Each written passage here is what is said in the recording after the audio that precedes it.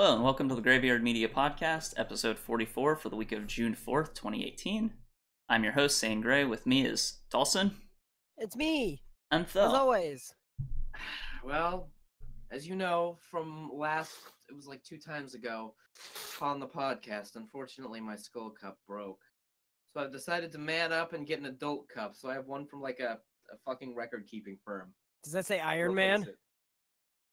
No, it says Iron Mountain. Iron Man. That sounds like the, Hey, isn't that, yeah, No, it was Steel Mountain in Mr. Robot.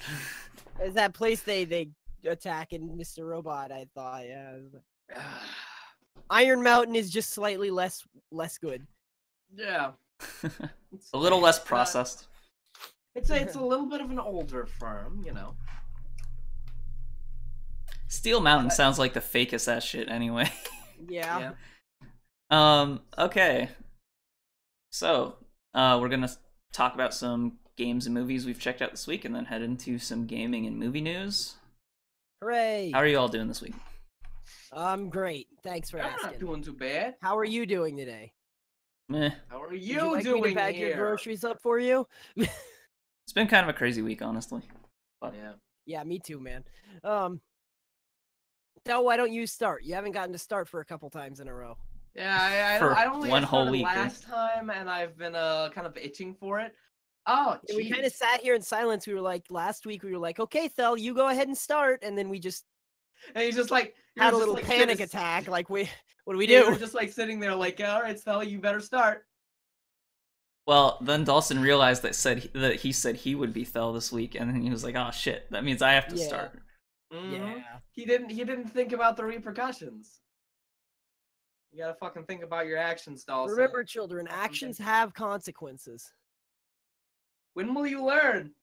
When will you learn? That's how I feel about some of the news coming out. Okay, so I'll start. But I want to start in kind of a special way. I saw 2 movies this week. Oh man, So, Wow. you're on fire Well, this week. two movies the last 2 weeks, actually. So what I'm going to do is I'm gonna let you, Saine and Dalsson, I'm sorry, viewer, but you know, they're my friends. I don't know you super well yet, but don't worry, we'll get acquainted. I mean, I'm looking at the chat. If they want to say something, I'm looking. If they want to say something, you know, I'm going to let Saine and Dalsson pick which movie I watch. There's the one on your left, my right, or the one on your right, my left. Choose which one you want. I'm The honestly left. just surprised you referred to Or your unlike. hands the right way for once. Fair The left. enough. You had to the like left. think Pick left. the left. Well, your left or my left? The left. Our left. This left? Your right. Okay, my right? All right. Let's see what's inside loot box number 1. Nothing. Oh, no. Just like all loot boxes. Oh, yeah. Yay! Oh, well, I need to spend unfortunately, $5 more inside of dollars. this loot box was a white. You lose. You chose unwisely. Damn it! I only got a bronze Solo, mark this Star time. Wars story. Oh. Honestly, that's what I was hoping we would start with. Yeah, I kind of fucking hated this movie. This movie was everything I thought it would be, but was slightly worse acting. It wasn't a mess, but it was one of those horribly bland Hollywood movies. If you don't know, Solo, a Star Wars film, is a film about Han Solo in Star Wars, directed by Ron Howard, and everyone's been talking about it, but no one's been seeing it. Except for us. Yeah. Is he the guy who Gross. does the voiceover for Fallout games? He's No. not. I don't. He probably would have phoned it in if he was in this movie too. Okay, so first off, I'll just talk about like the things I liked about it really quick. There was some good, creature designs. Fucking Donald Glover was great as Lando. That man was happy to be there. He was doing a great Billy D. Williams impression. My only problem with Lando is I thought that it was really hard to look at him and not see Donald Glover and not Lando. Yeah. Fair enough. But he was trying his heart out. This man had to reshoot the movie another time. This had worn out every other actor in the movie, but his ass, he was still going for it. Second thing I really liked, Well, the creature designs, there's a bunch of really cool stuff. Specifically, like in the beginning, there was like this weird like gang boss leader or something that was really, really, really cool that you couldn't see because Ron Howard put the terrible. Well, it wasn't Ron Howard. It was whoever was doing the editing. Let's be honest. Put that terrible fucking filter over the movie that the DC movies use. It was. Disney. It was not that bad. It was not that pretty bad. It was pretty. They bad. It didn't have Warner Brother filters going on. I'm sorry. They definitely did. I'm telling Warner Brothers was so bad, like for Justice League, was so bad that you could tell whose city you were in by which color filter they put on. I'm serious. Like just like the Fallout games. Like Breaking Bad. So it's Mexico. Everything's yellow. It's like, oh, I can tell we're in Gotham now because everything's slightly blue and that back wall is painted blue. Oh yeah, it was the same thing. Like there was the blue filter over like the boss lady's room. There was the yellow filter over the casino where Lando was gambling. It was. I didn't think it was that bad. Pitched down. It wasn't noticeable to me anyway. Okay. Another really weird thing in the editing, and this is honestly because the editing was really scrap shot because of the fact that this movie had to get edited so it could, fucking release like on time. Because again, this movie was on time, really shot entirely, and you could really feel that. There were some times that like the camera just lingered on like a shot for just like that much too long for no reason. There was a point where it was like there was a shot that was it was like the first shot establishing the dice or something when they got out of this car. Like this was immediately after this really, really, really weird hard cut. Cause there's a point where they're driving through a fucking like on a hover car. They're driving through this like really narrow part, and they're going really fast. There's a bunch of grinding and a bunch of CGI, and then it just hard cuts directly to like the actual like real prop that's just going slowly, and it felt really awkward. And then they cut immediately to like the dice, and that holds on it for like way too long. It was like, this was edited in 3 minutes under fucking duress. I don't know. It looked kind of polished to me. I don't know. I'm gonna hard disagree with you on the editing, but really, because that's one of the biggest that's one of the biggest complaints I've seen from everyone else too. But the biggest problem with the movie, like, all of this would be fine if it weren't for the fact that, like, and I had to, like, sort of explain this to Dalsson, and I want to be totally clear. I've made this joke a million times. Ron Howard makes the cinematic equivalent of landscape painting. I don't mean that his ass is busting out the goddamn vistas, you know what I'm saying? I don't mean that this man is directing The Assassin. What I mean is that he makes movies that are bland and uninspired, and that is very much what this movie is. There is a point in this movie that's like kind of good and has like some cinematic stuff that's very it feels like what the end of the movie would be, but it's like at the beginning of the movie, and the rest of the movie just sort of shrugs along, and some things happen, and then it ends, which would be fine. But it was really, really, really hampered down by the acting of the two leads. They were god awful. Like and then again, I'm gonna kind of disagree because I thought that the guy who played Han Solo did a good job of being very charismatic, because I thought from the previews. I thought from the let me finish, because I thought from the previews they didn't show enough of him at all. So it looked like he was just this guy who doesn't quite look enough like Han Solo, just kind of standing around places and kind of doing like these monologues and stuff. And that wasn't what he was in the movie? No, not at all. I thought that he was very kind of snarky, and I don't know. He had some really good moments, I thought. He was snarky, but he was like snarky because the writing called for it. He was not charismatic. Like, I totally think he was charismatic. I do not. I feel like fucking what's his name? Kasdan fucking tried to write him as charismatic, but the actor just could not make it. And what's her name? The dragon lady from Game of Thrones was also just terrible. God, the two leads, like this is not going. She wasn't as good. I thought she was all right, but I didn't. It's like the two leads for this movie, right? You get that big ass. I mean, you say lead. I wouldn't even consider her a lead, honestly. She wasn't even in a major chunk of the movie. If anyone's if there's any second lead, it would probably be his mentor guy. Oh yeah, which I forget his name. Unfortunately, Woody Harrelson was kind of phoning it in, but that doesn't surprise me. I thought it was okay. It was up for an Oscar last year, so I thought it was okay too. I feel like the only one who was really doing a good job was Donald Glover, who was doing Lando, and he was just. I don't know. I still like. Yeah. He was almost cheesier with his delivery. Which maybe that's what it needed. I don't know. Maybe the movie just needed to be cheesier because it was a Star Wars movie. And guess what? Fucking the Chris Lord and Phil Miller would have done that, or Phil Lord. And yeah, but I don't know. I thought it was okay. Like I actually enjoyed it way more than I thought I would, and I liked the character who played Han Solo a lot more than I thought he would. Because seeing him from the trailer, he didn't look right. And that's because I don't think they really highlighted his personality in the trailer. Whereas I think in the movie they did a better job of showing that. I could feel his personality trying to eke out from the writing, but this is a man who felt like he took acting lessons like on set. And he did, of course. But yeah, there's like this big I don't know. I disagree with that. You got good movies over here. Has the guy who played him done anything else? No, I don't think he has. Oh. I'm not entirely sure. Yeah. You got your good ass fucking great movies over here. You got your bad movies over here, and you got your so bad as good movies over here. This movie is like right in the middle of bad movies, maybe just a little bit ticked towards this way. I think it's like slightly above mediocre. I think it's actually decent for what it is. It's not. I don't think it's that bad. I don't know how you can say that. I don't know how you can go to a movie theater and look at this and say, "Oh God, this isn't a horrible fucking nightmare."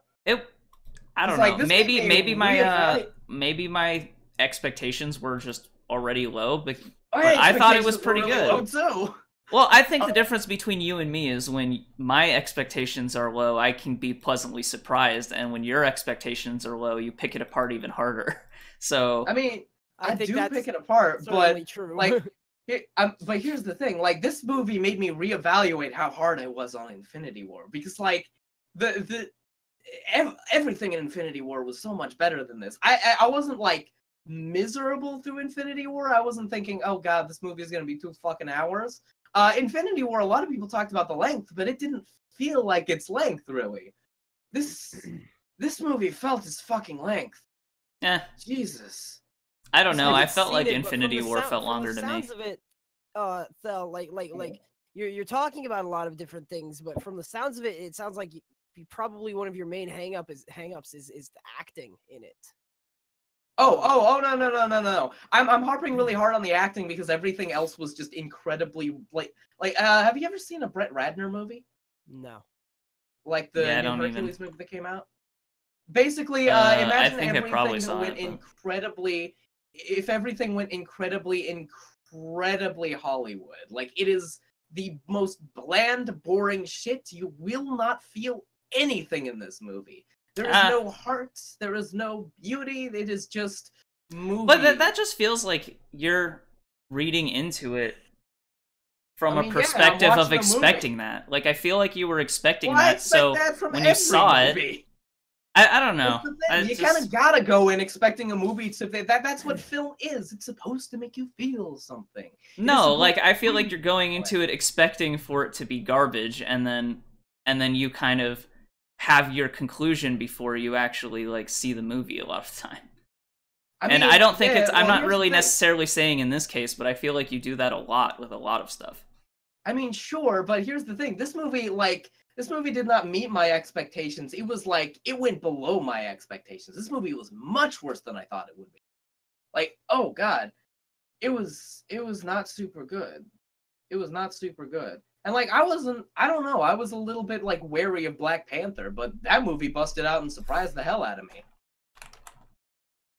Like, that movie, like, took all of that cynicism and threw it away. I talked about that during Black Panther. And I mean, the movie has a 71 on Rotten Tomatoes, which is about where I would put it.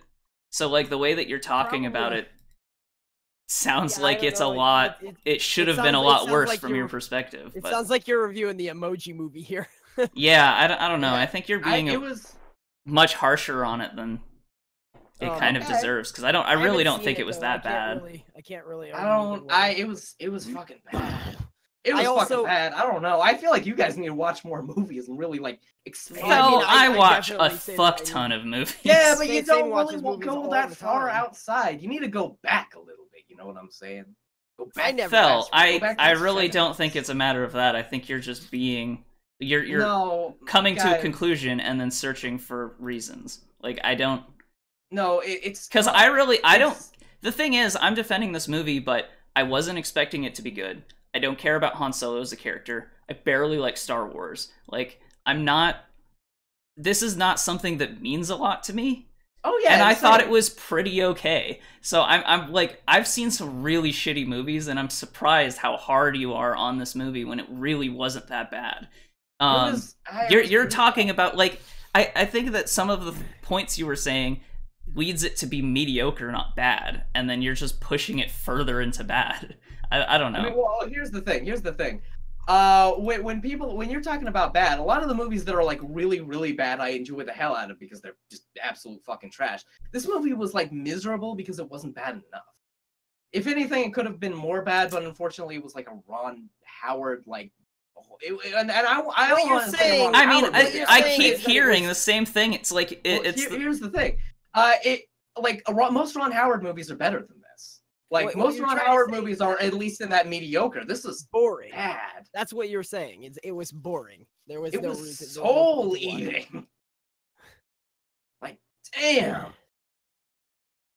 What does soul eating even mean?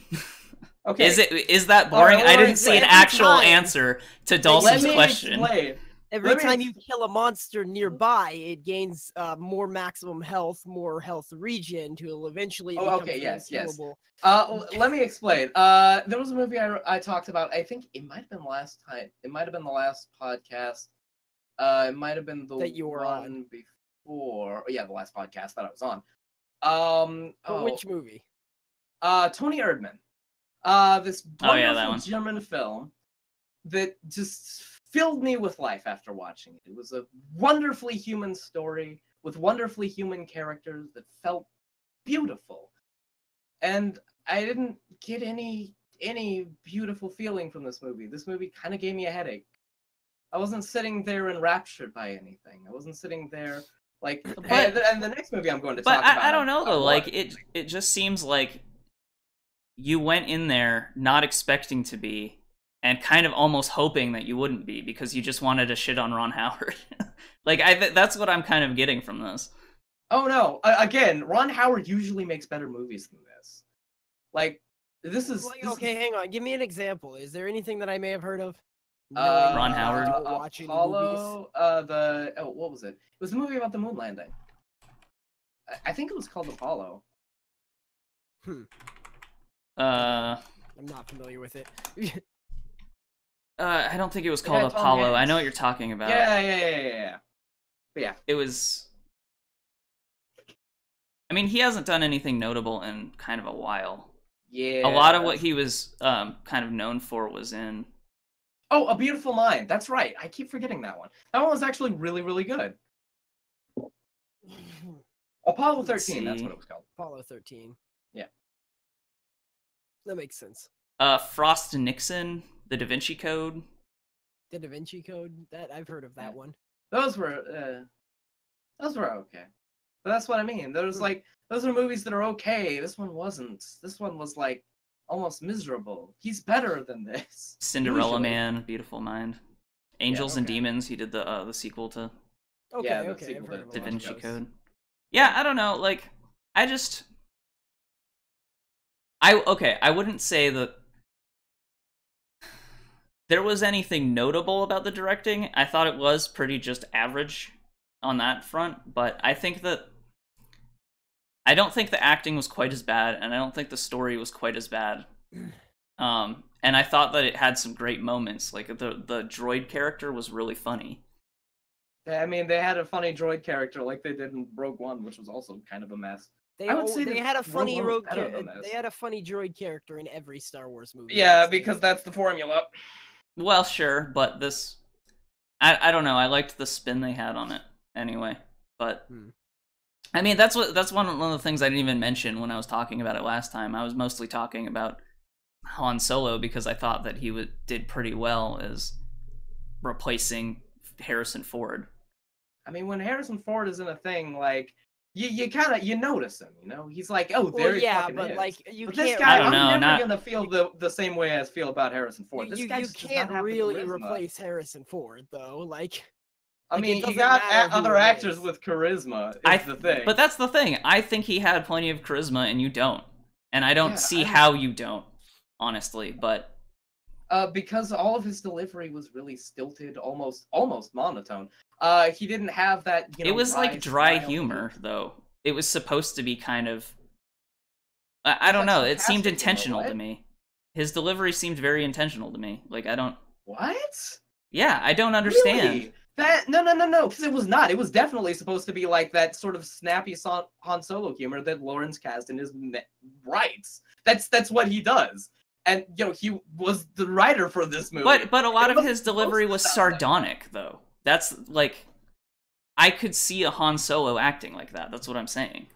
I mean, okay. Every time they mentioned Han Solo in this movie, when I saw this man, I was like, oh yeah, that's right. This is supposed to be this. Because like, and it's one of those things I was thinking about while watching the movie, the Rogue One thing, where it's like, if this fit in the, if this was in the Jupiter Ascending universe, would anyone give a shit? And obviously no. I don't even feel like this works as a Star Wars movie. Yeah, I mean, I feel like you're just so off base. It's kind of crazy. Like I'm surprised you're this negative on it when. Yeah, it has a 77 on Rotten Tomatoes. It's not the fucking worst movie that came out this year. Yeah, but most of the positive reviews are like, well, it wasn't that bad. Yeah, but I feel like a lot of people would have wanted it to be worse. And also a lot of people give... I gotta say this. I don't believe they're paid, but critics do give Disney a lot more credit than they deserve a lot of the time. Yeah, well... Like, no, I think it depends. I think I mean, like, again, you can look at like the fucking reviews on Letterboxd. They got like 1.5 stars for like the top reviews. For what? Well, we've argued about Solo for a good 25 minutes. Why don't you tell us about our epic drop that we got in the other loot chest we get to pick? All right. A Quiet Place. Okay. This movie was fucking wonderful. I loved it. This movie gave me this movie was the thing I was talking about, where okay, so if you don't know what A Quiet Place is, it's a movie about we talked about it before when Saine saw it. Yeah. It's John Krasinski's directorial debut, and it's one hell of a directorial debut. It is immaculately well put together. It's a movie about a family who has to survive some sort of fucking aliens or monsters or something. It doesn't matter. And that hunt by sound. So they have to use sign language and try not to make noise. And this is a beautiful movie about how all of that can go wrong in the span of just a couple of hours. That's one of the big things that sort of surprised me about this movie, is that there was like that the time span of this movie was, for the most part, there was like some flashbacks to something, and then there was like a previous day, but for the most part, it took place within like 6 hours or something, and it just kept ramping up all of the things that went wrong, because there was just like fucking a couple of monsters creeping around everywhere. This movie was wonderful. I love the hell out of this movie. This movie gave me life. I watched it last night, and it fucking just filled me with joy for the entire rest of the night. It was a wonderful horror movie. What about it gave you life? Because you keep on saying that phrase. Okay. It was wonderful. Right. It was wonderful. It gave me life. But like, I'm not hearing. Yeah, I'm getting to that. So, one of the best things, like I said, was the directing. All of the acting is wonderful. All of the characters are beautifully done. There's that little like string between the father and the daughter, that whole thing about like how they're, not to get into spoilers, but there's like a sort of pseudo conflict between them. This sort of like unspoken, one person feels one way about something that the other person doesn't feel about, basically. I wouldn't call it a pseudo conflict. I would say it was a conflict. Yeah. It was a conflict in the movie. All right. It was if anything, it was an interesting character dynamic between the two. That was the phrase I was looking for. Yeah, that's exactly what it is. All of the horror elements were incredible. It was wonderful. There was a bunch of horror setups that led to a bunch of wonderful things. Some of them didn't super pay off, but they all did pay off at least a little bit. I think that they're like, in some ways, it is so successful as a horror film because it barely registers as a horror film for a lot of it. Like, it's almost like it's more of a psychological horror than like an actual horror for most of the movie. Yeah, and maybe like the last 10% you could call a horror movie, but even then it's like, really it's just kind of a climax. So like, I think there's at one point one jump scare in the entire movie. Yeah, and even then it's like weird for a movie like this, right? Well, the movie is so silent. You would think that it would be jump scare central, but it would be easy to make it. Yeah, exactly. In fact, it's a like way more interesting choice to like really not do that. And really, the only reason that part was a jump scare was because it was a really loud noise at that point. Yeah, and it was less about being a jump scare and more about something actually happened. Like, the characters were wonderful. It had like two wonderful climactic moments that filled me with life. One was very sad. I'm gonna strangle you if you keep on using those phrases, though. Oh, okay, fair enough. But that's the thing. While Solo filled me with what does that mean? Okay, let me explain. You did, or you said you were going to. Okay, I kind of get what you mean. Like you get that it made you excited and it made you emotions. Yeah, there were things I was feeling like a film is supposed to. That's what films are supposed but that's not like measurable though. Like that's kind of what I'm getting at. Like that's not a critique. That's how it made you feel. That's an opinion. You know what I mean? Right. That's all I'm saying. And he missed it. All right, sorry, go on. Fell out. It's not a measurable critique. It's not a critique. It's a feeling. It's an opinion. That's all I'm saying. Okay.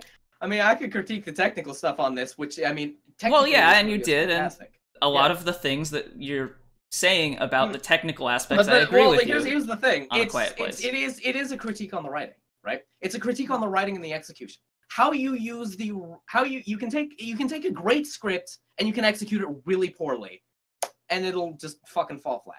It'll just pillow out. I'm trying to think of like some really good examples. Or you can take an average script and really elevate it. And really elevate it. Which, if you're done with A Quiet Place, I can transition into something I saw this week. I'm trying to think. I swear there was something else I wanted to talk about with The Quiet Place. Aside from that, I loved it. Another thing is like you can take a movie that has barely any script and turn it into something wonderful and lovely. Like what was it? Under the Skin was a great example of that. There were like 5 lines in the entire movie, and all of them could have been removed. Well, the script is incredible. Like dialogue. Is barely part of the script anyway. Yeah, and specifically in this movie, it was even less of a part of the script. But, or you could pull a Terrence Malick in which you have a script, but it's all thrown in the trash during editing. And that is pure emotion. That's one of, like, Terrence Malick's calls to fame. But, yeah. And, I think that's about it. Well, let me go into a movie I saw this week, because I've been itching to talk about this. And I think this is kind of a good jumping off point. It was called Upgrade. So this is a movie that I totally didn't see coming at all. I saw no previews for it. I haven't even heard of it. You probably haven't even heard of it. It has a really shitty poster.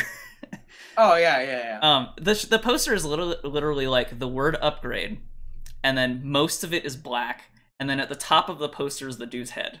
That's what the poster looks like. But so at least it's better than Spider-Man Homecoming's poster. Yeah. So this movie, it really caught me off guard. It premiered in South by Southwest this year.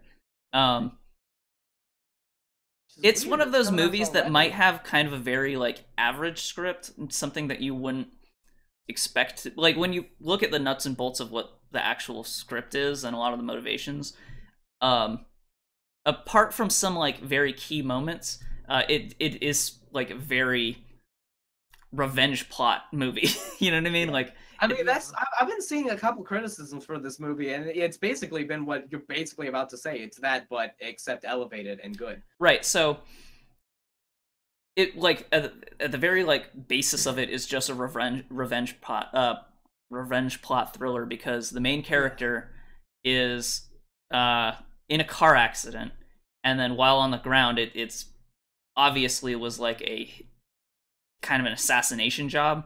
They kill one character and then paralyze the other character.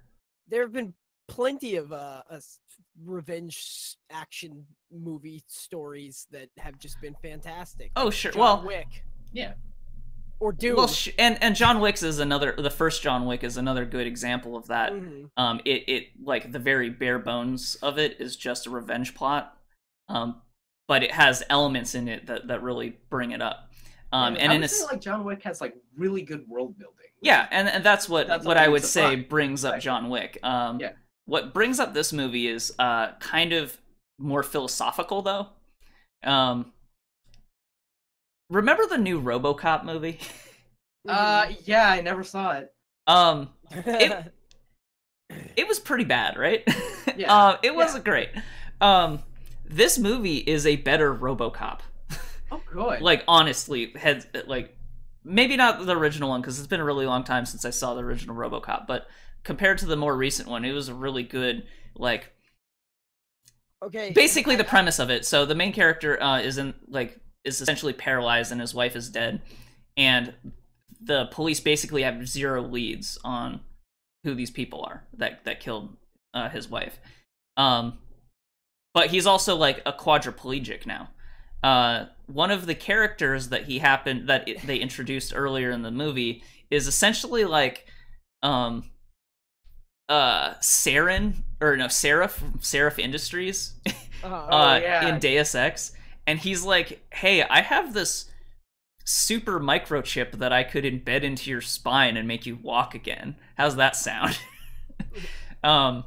Seraph. So this movie is like, and for more, like, comparing it to Deus Ex, this movie sort of takes place in a cyberpunk-esque world that is right smack dab in the middle of Detroit, Human Revolution, and the original Deus Ex, in that this character is basically the first wetware character, and there are a bunch of other hardware characters, if that makes sense. So some of the main antagonists have, like, guns built into their arms, and, like, right. So like, that physically, that was pretty much, like, right at the original Deus Ex. Like, JC Denton was pretty much the first, like, right, microchip. Well, even a little bit before that, I would say, because even in Deus Ex, there was it was like more gross in a way, more like physically like they didn't augmented. Quite understand the technology, right? And it was, like, almost grotesque in how it was presented. And this movie has been described as a body horror film, which really depends on how you want to define that, right? Because you can look at someone being augmented in that way and consider that body horror, but at the same time, they had really gross, fucking top-notch, A+ practical effects. Like, that's another thing I've been hearing about this movie. There's a scene where, like, a wire gets pulled through a dude's head, and that was, like, such an unexpected moment. It was just, oh my god. Pretty bad. Like, anything involving eyeballs, because that's the body horror. Eyeballs? No, not really. There's some characters have obviously augmented eyeballs, but it's not. Right. It's not like you don't watch them doing surgery on that or anything. Right. You do watch them putting the chip in the back of the dude's spine, and that's pretty gross.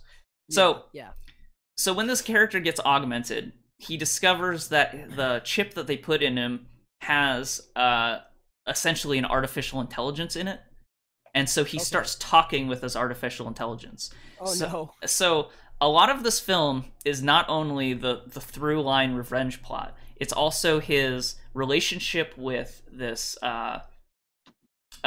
artificial intelligence, and his relationship with like these other antagonists. Right. So like on the surface it's very like average, but like really when you get into the meat of it, it's super well shot. Like the cinematography in this movie is fucking amazing, because and the acting on top of it, because they kind of are work in concert. Some of the stuff that you immediately notice is like if you're paying attention, is when the main character gets this augment, the basically idea is the artificial intelligence is moving his body for him. It's basically listening for commands on his brain and then doing it for him. So initially he's walking very stiffly, like super perfect posture, and like not how a normal person would walk, right, and doing very calculated, like almost super precise movements and stuff. And then there are moments where he gives up control to the artificial intelligence to essentially fight for him. And it is some of the like best shot fucking choreography. Yeah, well, no, because I'm hearing echoing from someone. Yeah, I think it's Dalsson. Yeah, you probably adjusted your headphones again. I got it. My headphone speakers. So the choreography is like super interesting, because the dude fights like a robot, right? His movements are super precise. He does things without even looking. He does things like grabs people's arms, like twists them and slaps the person in his own face, like with his own hand, stuff like that. Like Spider-Man. No, not really. It's like, I don't know, really interesting. But on top of that, the actual videography work is really interesting, because when they move, basically whenever the artificial intelligence is in control of it, they move the camera sort of with the character. I don't even know how to explain it, because it's so like different. So it adds a really dynamic kind of fight scenes without getting you lost or without shaky cam bullshit. Right. It's like it's like almost the opposite of that famous fight scene from Oldboy, where it was just a static camera in a hallway. Yeah, it's not really that, because it's much tighter on the character, and it does move with the character, and like yeah, that's what I'm saying. It's like the opposite of that. It maintains like equilibrium with the character. So there's parts where the main character is lying on the floor, and like the way it's angled is the floor is vertical, and the guy laying on it is vertical, right? He'll do things like jump up, but rather than like whenever the AI is in control of him, rather than having the character move on the floor, it shows the world moving around him. If that makes sense. So I know. You have all of these really weird moments where, just based on how his body is oriented, the whole camera is moving around him during fight scenes. It's so cool looking. Oh, it does that thing where like he's always in like the center of the screen? Not exactly. It's more that the camera, rather than the character moving in a static camera, the camera moves around him. Yeah. Fair enough. It's kind of hard to explain. Sound really cool. But it's super interesting to look at. It kind of invokes this feeling of like you said that was like when he gives up control to the AI. Yeah, it very much invoked this feeling, the same feeling of probably like what he would be feeling. Like right. He's not in control of his body. Stuff is just moving around him. Right, and it's used as an effect to kind of take you out of it and be like, rather than it's in a way this might not make sense, because either way you're sort of watching it, but rather than watching him move around the thing, you're watching the world move around him. It's so it's really hard to explain. It's super interesting though. And then towards the end of it, it starts kind of getting into there's like very clear parallels between it and something like Ex Machina towards the end of the film. Very cool. Right. I highly recommend it. This might it to the entire phrase now. We've compared it to Deus Ex and Ex Machina. Yeah, we did it. This might be one of my favorite films this year, honestly. And it totally came out of nowhere. I wasn't expecting it. That being said, I am like a very big fan of cyberpunk, and like it's cyberpunk in setting, not really in theme, but it's very like in that setting, and it's really interesting. It's cyberpunk, like you said, like RoboCop with cyberpunk. Right. And like pseudo dystopian a little bit, because it's not quite. It's not there yet. It's like pre-dystopian. Right. It's like It's like. Okay, so you could see how this world could be our world in a few years, essentially. Speaking of how this world could be another world, I have had a thought since when you compared it to RoboCop, right? Mm-hmm. And now this is you're gonna have to really follow me here because I'm gonna be jumping, right? Okay. When you said RoboCop, I did not picture RoboCop. I pictured Kindergarten Cop. And Kindergarten Cop, the movie has, or I don't know which came first. I don't know if the movie basically set it. I'm pretty sure it was Silent Hill. Basically set itself in Kindergarten Cop. Like a lot of the scenery and stuff is the same. I don't know. Some people might not know about this, but if you take Kindergarten Cop definitely came before Silent Hill. Okay. So that being said, horror movies that take place in schools were not new at that point. No. So, but it's like fucking identical. It's I've seen. Okay, I know what you're talking about. There are weird parallels between the school. But the thing about that though is like they were just grabbing it like a mid-western school, and really the school isn't a major place initially anyway. So it wasn't like built around that, but in any case, like Midwestern school, RoboCop took place in the Northwest. The whole time that Kindergarten Cop. Yeah, Kindergarten Cop, not RoboCop. Yeah. But the point is, I did it this time. That you were describing this, like all of that jumbled around in my brain, and I was imagining the world like Silent Hill, and I was imagining Arnold Schwarzenegger dressed up like RoboCop fighting people with the camera going around. I was like, it was a mess in my brain. I don't even know that does sound like a mess in your brain. Yeah, so I highly I highly recommend this movie. Yes. Good.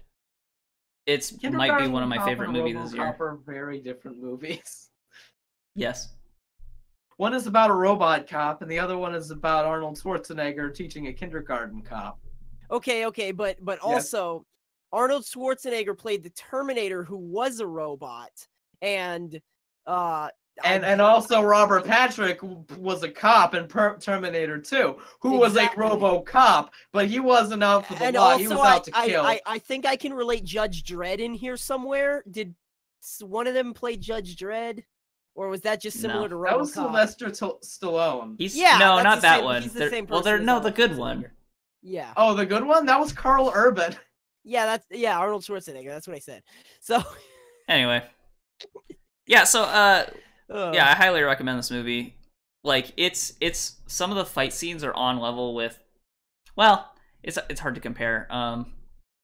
Probably getting close to something like John Wick in terms of sort of some of the choreography, and the way that it's shot is just really interesting to watch. So I wish that I had heard of it, because I know that if I haven't heard of it, a lot of people haven't heard of it. Yeah, it's. Oh, and that was the thing I wanted to say about Get Out. That's not a problem. People have seen Get Out and watched a lot of it, and I'm super happy about A Quiet Place? Yeah, A Quiet Place. No, not Get Out 2. I don't know why I said Get Out. They're making a second one? I haven't heard of that. Well, yes, actually. The thing is, Get Out and A Quiet Place were both major films. Oh yeah, wide release films. I don't think this movie is. I think it is considered an indie movie still. It is. So, although it doesn't seem like a indie movie, because while it was shot on a really modest budget, it was very special effects heavy. It looked good, and not special effect heavy in that like everything was CG, and in fact a lot of it was practical, which looks really good. But it just looked very convincing, and it was very action heavy, and it felt like maybe a little bit more psychological big budget movie, right? Yeah. Right. So it was good. Yeah. I highly recommend it. Let's move on. Sure. I played a video game this week. Oh yeah? I didn't see any movies, by the way. It was called Omicron, the Nomad Soul. I put a video out about it. I did rag on the writing for Solo, but the writing for this movie. It was called Omicron. It was called Omicron Beyond Humans. To Infinity Prophets. Rain. It was David Cage's first game. One of the things I didn't talk about in the video that I'm just gonna glaze over this because I talked about most of the problems in the video. Most of the problems are like technical problems. The gameplay is very bad and it hurts to play and it's not good. And David Cage doesn't do gameplay anymore, probably because everyone ragged on this game because it was oof. Well, actually, this new one has about as much gameplay as I think. The new one being Detroit. Detroit Become Human. I think it's probably on the same level as like Heavy Rain was. So. Oh, okay. Well, yeah. No, I mean, Yeah. like this game has like really bad like shooting mechanics, really bad fighting game mechanics, and some driving mechanics that are just all bad, very bad. Yeah. Exceptionally David bad. Cage is known for very awkward walking and awkward walking tank controls and Oh yeah. not tank controls, but this game had tank controls. There's a That game reason probably that did have Capcom abandoned every fucking game with every game that they had with tank controls. that's not true at all. Okay. Name Every one Resident reason. Evil still has tank controls. It Well, except for most the new one. Does not. It Resident does. Evil 4 The didn't difference, have the tank reason, controls. yes, it did. Resident Evil 4 does have tank controls. The only reason you don't notice them is because the camera's behind you the whole time. Think about it. It is literally exactly the same. Yeah. You're right. Yeah, Yeah. this game has a problem. And the thing, like, in the credits scene, I was paying attention to, like, the opening credits. It says, like, all of the camera placements were done by David Cage himself. Yeah, And- that's a thing about David Cage is he's very, like, he wants to be a filmmaker. He'll do things like put cameras in places, and then you have to struggle to make the character walk in the camera. It's like, okay. wow, this would be a really it's great okay shot if I in didn't have to navigate through it. It's okay to have a film have a camera in a stationary spot because the person making the film and placing the camera is controlling everything the characters do. Yeah. But in a video game, it's not okay. Honestly, it wasn't so bad in the original Resident Evils once you got used to it, and even Silent Hill and stuff. Like this game had a problem. It was awkward in places. Devil May Cry, on the other hand. Oh my god, I don't want to think about Devil May Cry. This game had like the worst part of that, right? You know, it has like the stationary cameras, but everything is very precise. Oh no, all I'm telling you is it's exactly the same. Like that is not an issue that had been fixed by at least by the time of Beyond Two Souls. Yeah, so. And like you have to like navigate the thing, right? You have to, if you want to go to like the control pad for like the elevator, you have to aim at like this wall that is off camera. Oh my God. To be able to like hit the thing. You have to know which wall it is, and it's just it's the worst. But I talked a little bit about that in the video. I feel like it's probably like comparable to Resident Evil, but probably worse and less thought out. Yeah, it's probably what that is. I would like Devil May Cry 1. Yeah. Yeah. Okay. And the only time that Resident Evil did stuff like that was when it was a puzzle. When that was like the point of the puzzle. Yeah. Right. And the gameplay mechanics are all really, really bad. But one of the things I really like harping on David Cage about is because of the fact that he sort of sees himself as this big auteur, and his writing isn't ever super good. I made fun of like the fact that he basically just took ideas from a bunch of things, put them in a blender, and didn't have any original ideas of his own. That's not true. His original ideas are do these things, but with just straight up legit fucking regular ass demons. But no, your Thel is cutting out. Yeah, you're Hold on, give me a second, no. Thel. Let me switch something. If I remember. Sounds like it's a Discord problem everybody's having. Yeah. Yep. For me. All right. Okay, is that any better? Okay, yeah, that fixed it. Yeah. Okay, there we go. Okay. Man, Discord, we're trying to run a business here. All right, so David Cage does like to tote himself up as an auteur, and he's not. The thing is, he likes to tote himself up with his writing and stuff and all the stories. This one made a joke about him putting a bunch of things in a blender, not having real ideas of his own.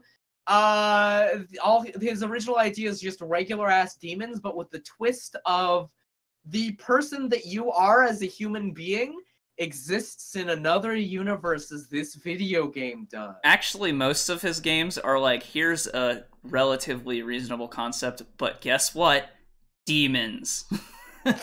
so you played the one game that is about demons. Most of his games are here is this thing that you wouldn't expect to have demons involved, but guess what? Demons. The one exception is Heavy Rain, and that's probably why it's the best of the David Cage games. But yeah, the thing is, like, I haven't played Detroit Becoming Human, but I wonder. You wonder if it's gonna go demons too. If it's gonna go demons, yeah. I don't expect it to. Robots, but you wouldn't be surprised. But I wouldn't be surprised. I that's about where I am with that. And you know what? The reason why Heavy Rain wasn't a detective movie, essentially, but suddenly demons at the end, was because he had already done that with Indigo Prophecy, which was basically a detective movie, but at the end, guess what? Demons. Like, and it was in fucking this game too. It was a detective game. It was like a detective, like, I think that point and click adventure. I think that David Cage really likes detective movies. Because guess what? One of the characters in Detroit, Detroit Become Human. Detective, yeah. I think David Cage really likes David Fincher. And yeah, probably. Like he does. And no, actually, that is probably one of the most right on the money things, because if you actually, like, one of the characters from Heavy Rain might as well be the main character from Twin Peaks. Yeah. Which one? The cop guy? Yeah, the cop guy. Twin Peaks? Oh no, David Fincher, not David Lynch. Oh. Okay, well, I was thinking David Lynch. Yeah. But actually, yeah, David Lynch is probably there too. Not the private eye, but the police, the FBI man. Yeah, the FBI agent. Yeah. Yeah, and that was the same thing. Like, he really liked Blade Runner because it was a detective story, but set in the future. So the thing about David Cage games, right? They are never really like Spy Kids 3. The writing is never good, right? Yeah. The writing is never good. It is always usually interesting, though. And in some ways, because it's so bad, it's good, and in some ways, because he's, like, on the verge of talking about something important or interesting or meaningful. Right just there, totally but he just fucks it up. Yeah. Well, it's like, it's more like what ends up happening is it evokes feelings of more interesting writing. Yeah. Does that make any? It makes you feel like Heavy Rain was much a story about child abuse. Yeah. Not really. And no, it's not. I can't. No, it's a kidnapping. Why? It's a kidnapping thing. It's not about abuse. Well, yes, but the reason that the killer was even doing these things was because he was abused as a child. Yeah, it goes pretty heavily. Well, that guy's a psycho anyway. Yeah, I don't think it was. I don't think it was. I mean, you could say, okay, here, yeah, I guess it's the same kind of thing. You could say that's what the villain's motivation was, but that's not what the game. That's not what it was about. The way you describe it makes it sound like it doesn't even like it hardly fucking matters. He's just the bad guy. But David Cage decided that this will make him relatable. That's what it is. In a lot of ways, that is what it is. Yeah, but he made the villain's motivation because he was abused as a child, which could have been interesting. David Cage? It had gone. No. The he bad made guy. the villain's motivation because he was abused as a child. That's why. He made the villain was abused as a child, so that was his motivation, and he could have gone into that, but he just kind of like it was some throwaway shit that was also like at the end of the game. And also, this guy's possessed by a demon, maybe. Well, the dumb thing about that was he has his own side plot that goes nowhere, and then he shows up in the end and is like, "I was the villain." Yeah, the whole side. It was me. I was the villain the whole time. How old was Heavy Rain? Like, how many people do not know the twist of Heavy Rain? I don't want to spoil it because I feel like right now people might be going back to play it. Yeah, that's true. Yeah, definitely. But essentially, it's like, I don't know. There's like a bunch of retroactivity, and at the end, it's like, oh look, he was doing this. They do that in movies a lot. I don't think it was that bad, but I don't think it was that bad. I think it was just like I feel like I think the tragedy of that wasn't. Really... I think the tragedy of that wasn't that they inserted things that you didn't notice or they didn't show during scenes that you were playing. I think the tragedy of that was that whole story was pointless. Yeah. It had nothing to do with anything, basically. Yeah. But really, again, it was interesting, especially your involvement in the game. Yeah, in a lot of ways, way to handle it if it were written and directed better. Well, no, I mean, even then, even with like bad writing aside, it was still really interesting to experience from your perspective, like from you having all of your characters choose to do different things and manipulate the environment in different ways.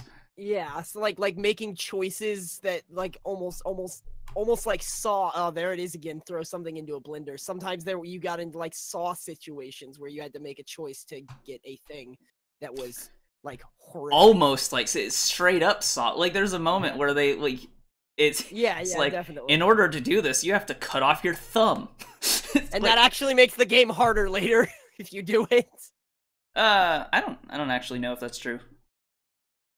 But like again, so I'm actually really interested in Detroit Become Human because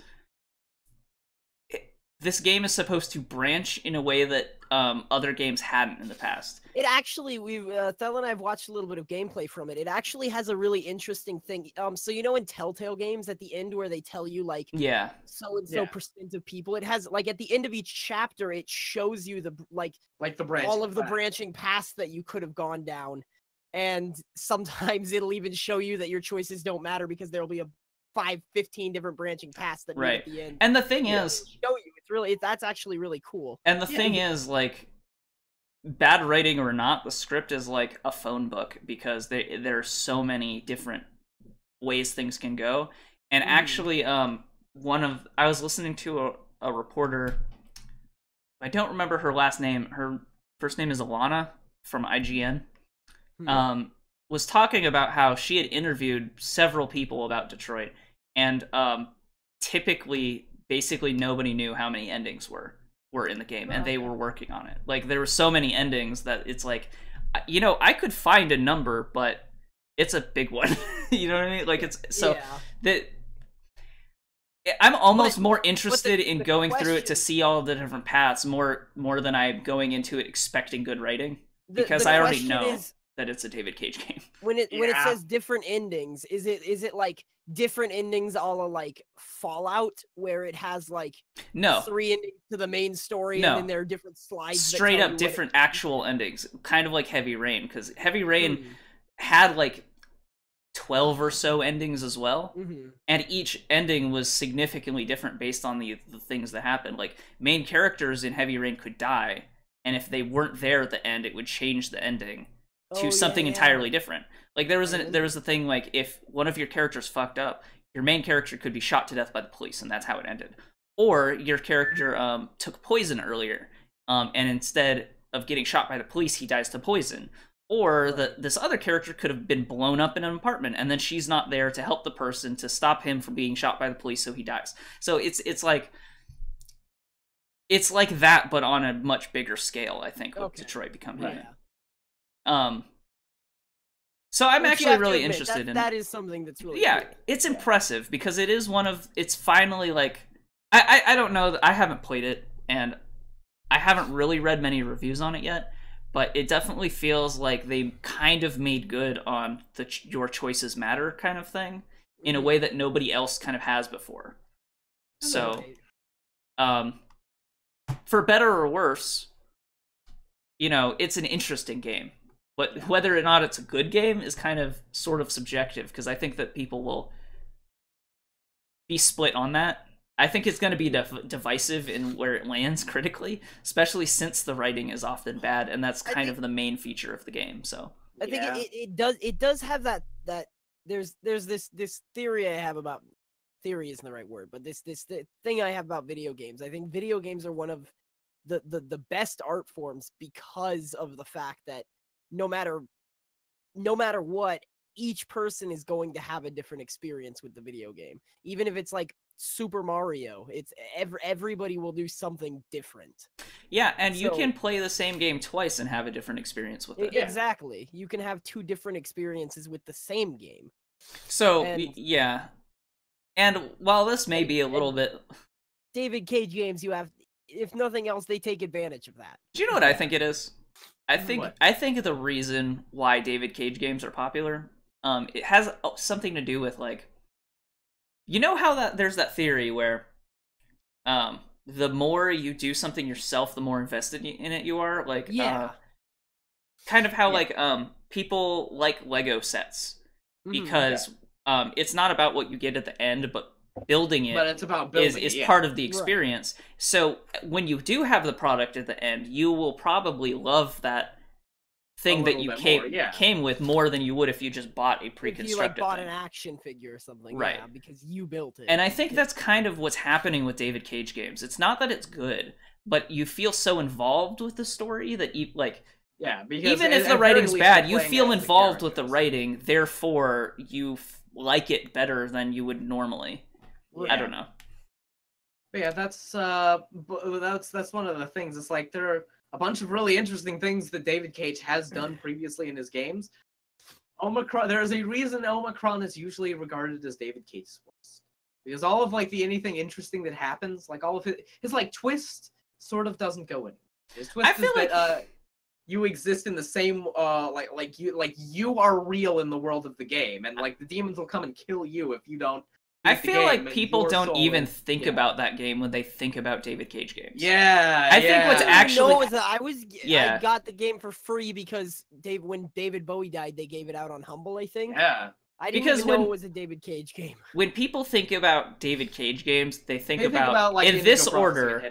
In this order, Heavy Rain, Beyond Two Souls, and then maybe Indigo Prophecy if they've been paying attention. Yeah. So. Yeah, definitely. I don't know. Like, I would say some people even think of Beyond Two Souls first. Yeah. I don't think so. Yeah. I think people think of Heavy Rain first because Heavy Rain was more critically liked.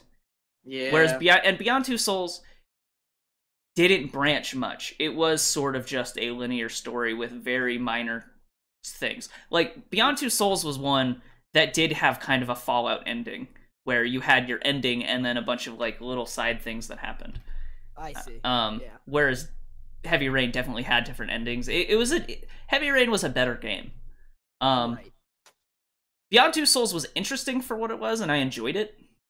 But, And I still need to go back and play Indigo Prophecy because I've wanted to, but I haven't. Mm-hmm. And I'll be the first to admit, David Cage is not a good writer. Yeah. Or his writing team is not well written or whatever. Specifically I think he writes a lot of it himself. Yeah, on Omicron, like he was credited as the writer. Like there were like dialogue editors, but he credited himself as the writer. I think there are multiple writers as his games have gone on, though. Okay, fair enough. I think that over time he's added more writers. And it's not that he's not writing them, but there are more people involved with it now at the end. Right. In the more recent ones. He's got the especially with this theory going on. Yeah, especially with this latest one, because I think that this one probably had the most writers out of all of them because there were so many plot lines. Unfortunately, because there isn't one person on it either, like there's probably variance in the writing as well. Yeah. Which is a different problem, but in a way that's kind of like what you're gonna get. Right. I think the best David Cage game is not a David Cage game. It was Until Dawn. Mm-hmm. That is the game that is most similar to Telltale and David Cage games, but is actually Hold good. on a second. The best David Cage game is Jazz Jackrabbit because he wrote the music for that. Did he really? Yeah. Yeah, in fact, he wrote Omicron while writing the music for Jazz Jackrabbit. Well, then he should write music. Yeah! Because the music in Jazz Jackrabbit was fucking great! He wants to write movies! He's not good at it. He's never gonna... He's not gonna get to write movies. I don't even know if he wants to write movies. I think that he wants to make games like movies. Yeah, I think he wants to write a movie that's a choose-your-own-adventure book. I think that he's the kind of person who's like very in love with video games as a medium, but is taking all of his cues from Hollywood. Right. Yeah. So, you know, there's another person who does that, but actually does it really well. Hideo Kojima. I don't think that he's taking all of his cues from Hollywood. Oh, Hideo Kojima. No. The thing is, Hideo Kojima definitely has completely original ideas, but he takes a lot of cues from Hollywood. He is a huge cinephile. I don't know if he takes cues from Hollywood. He takes cues from like movies. Yeah, all right. I would even go further and say he doesn't take cues from film. He takes inspiration from film. Yeah, because when you say cues, like he doesn't do, even with his like camera placement and like the way he tells his stories, like I wouldn't call it very Hollywood in general. Yeah, he makes video games. Like he sees the medium as like the medium. He sees video games as video games. Right. Yeah, and he's a huge cinephile and likes to tell stories in like almost a bit of a similar fashion as like movies, because like a lot of his like earlier games people have criticized having like a bajillion cutscenes, and the game is like mostly cutscenes. Oh, why don't you just make a movie? But in the gameplay aspects of the game, it's very much a game. The funny thing about the funny thing about Metal Gear Solid 4 in particular, which is like the biggest offender of being mostly cutscenes, is the gunplay in that game was fucking great though. Like that's the thing about that game. Like, you know what I find funny? Like, I heard the first time I heard game is mostly cutscenes, or like just make a movie was in Metal Gear Solid 3. People were complaining about the 30-minute long unskippable cutscenes, and I feel like up to that point, Metal Gear Solid 3 had the most gameplay. Like at the time out of Metal Gear Solid games when it came out, and it was actually like, I think that Metal Gear Solid 2 had more cutscenes than 3 did. Yeah, that's what I'm saying. I think that Metal Gear Solid 3 I do remember people complaining about 3 for the same reasons. I remember people are going to complain about that every time he comes out with a video game. The only one that you like kind of can't because it's his reputation. The only one you kind of can't make that complaint with is Metal Gear Solid 5, because that one just had so much gameplay in it that it dwarfed the cutscenes, but that game had a lot of cutscenes in it. It's just but every cutscene had its own credits as though it was its own movie. Yeah. Relative to the gameplay, though, it's just crazy. And that's the thing. Hideo Kojima, as a writer and with his writing team, is very, very good at their jobs and have very original, creative, and interesting ideas. They have fun with their things. You can feel the fun they're having, and everything works really well. Hey, David. David Cage. Excuse me, sir. Hi. Oh. Hello. Yeah. So, why don't we take a break, and then when we come back, we can talk about news. Unless, I guess we forgot about Dauntless. I want to talk about Incursion. I wanted to talk about Dauntless, Dauntless and Path of Exile Incursion. We could do that after the break, though. Why don't we take a break, and then we'll come back and talk about that, since we're kind of on a light news cycle anyway. Yeah. In that case, we will come back at 5:15. Does that sound good? Yeah. Sounds good. All right. We will see you guys in a bit. Okay. Ugh. And we're back. We sure are. We didn't finish talking about games and stuff that we've been checking out, so we're going to do more of that. Okay. And then after that, we'll talk about a little bit of news. And hopefully we won't go too far over, because I can already tell we'll probably be half an hour over. Yeah. Let me talk briefly about Path of Exile Incursion first, because Thel did not play the new league yet. So, I haven't. Path of Exile, as it does every couple of months, it has a new league. This league is called Incursion, and the main mechanic of the league is every single map, and I don't mean end level maps for those of you who know enough about Path of Exile to know what the word map means. I mean every single area within the game, you encounter an NPC named Alva Valia, who will, for the first 11 encounters with her, send you back in time to raid a Vol temple in the past. And essentially what you have to do is you have to kill mobs to increase your time that you are allowed to stay in the past, and open passageways and kill one of 2 architects. That's the objective when you are put in the past. Now, depending on what architect you kill, the other architect will change the room to be how he wants it to be. So I gotta stop you there for a minute. I can't get over the fact that if you don't know anything about Path of Exile, the Vol is an ancient civilization. So this bitch's name is basically, I'm Indiana Aztec, and I'm gonna throw you back in time. Yeah, exactly. Her name is basically Indiana Aztec. I'm Roman Romanus. Alva Valia, like both parts of her name are an anagram for Vol, which is the type One of them just has the name at the end. Yeah. It's like an A at the end. Now what you do when you're back in time, you have about 10 seconds to kill as many monsters as you can, and killing monsters increases that timer, and damaging the boss increases that timer, but 10 seconds is a very brief amount of time. So what you want to do is open doorways and kill one of the architects, to create the rooms. Basically, it's like a temple that's laid out in certain patterns, and you change the temple. Your main goal is to open the temple all the way up to the top of the temple so that you can fight the end boss. But also, any rooms that you manage to like upgrade really high will give you cool loot when you eventually get to raid the real temple. And any, like, if there's like a shitty room, like one that spreads poison through the whole temple, you can like get rid of that by killing one of the architects. So it's really cool. You get to do that 11 times, and then on the 12th time that you meet Alva Valia, you get to raid the temple in the present day.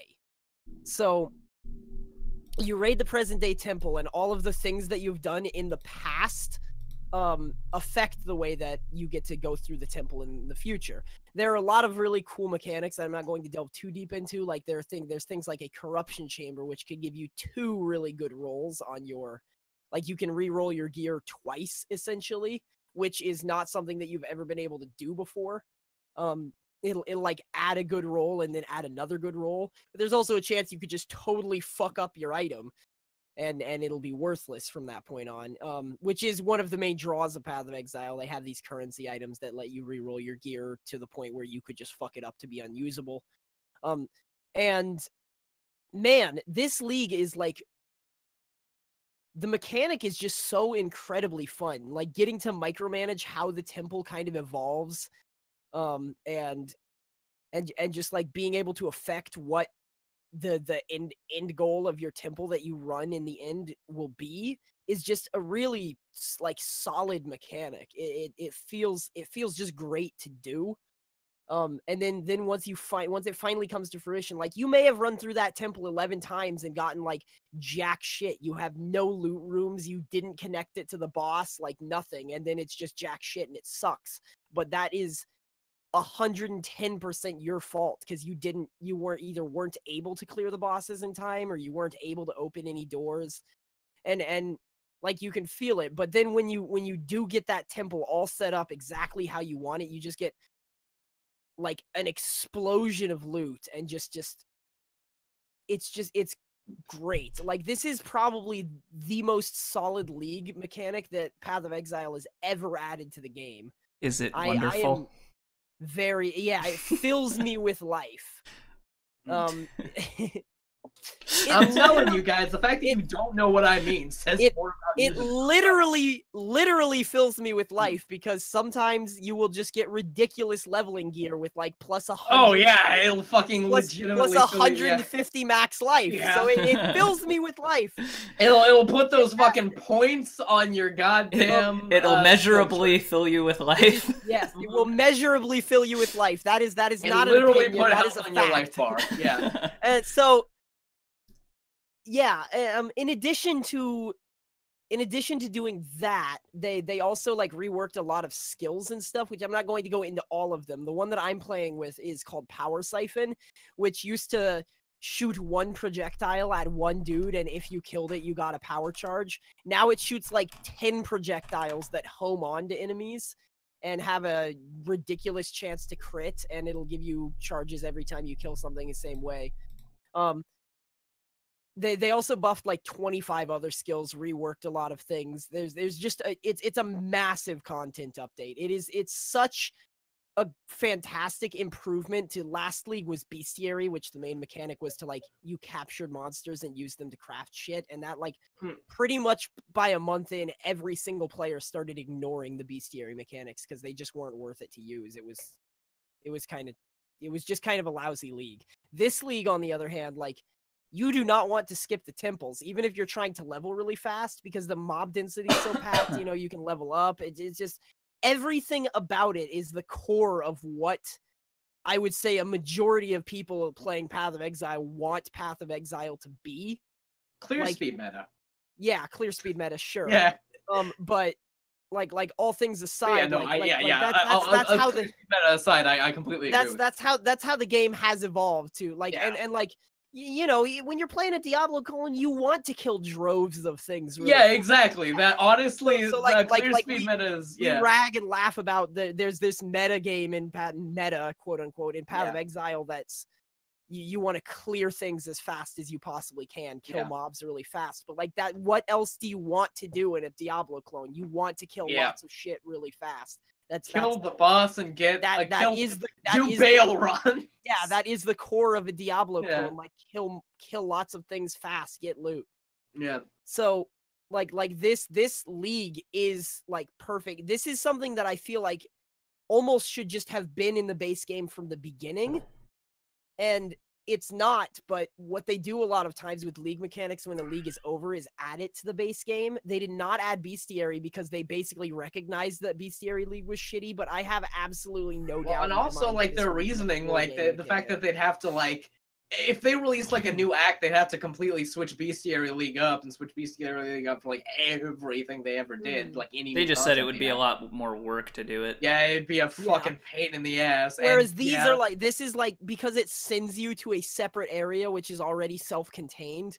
Adding it to the base game would be really easy at the end of this league, and they could even continue to add new incursions and stuff, which they have done in the past.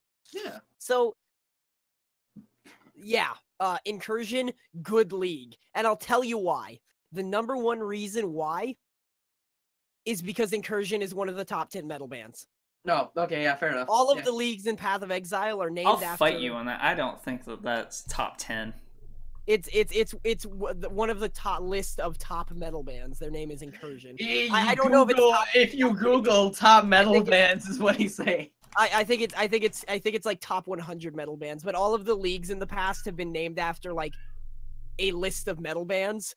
Bestiary was not named after a metal band, and so it sucked. That's why it was shit. Yeah, I'm looking at the top 10 metal bands, and I'm not seeing Incursion here.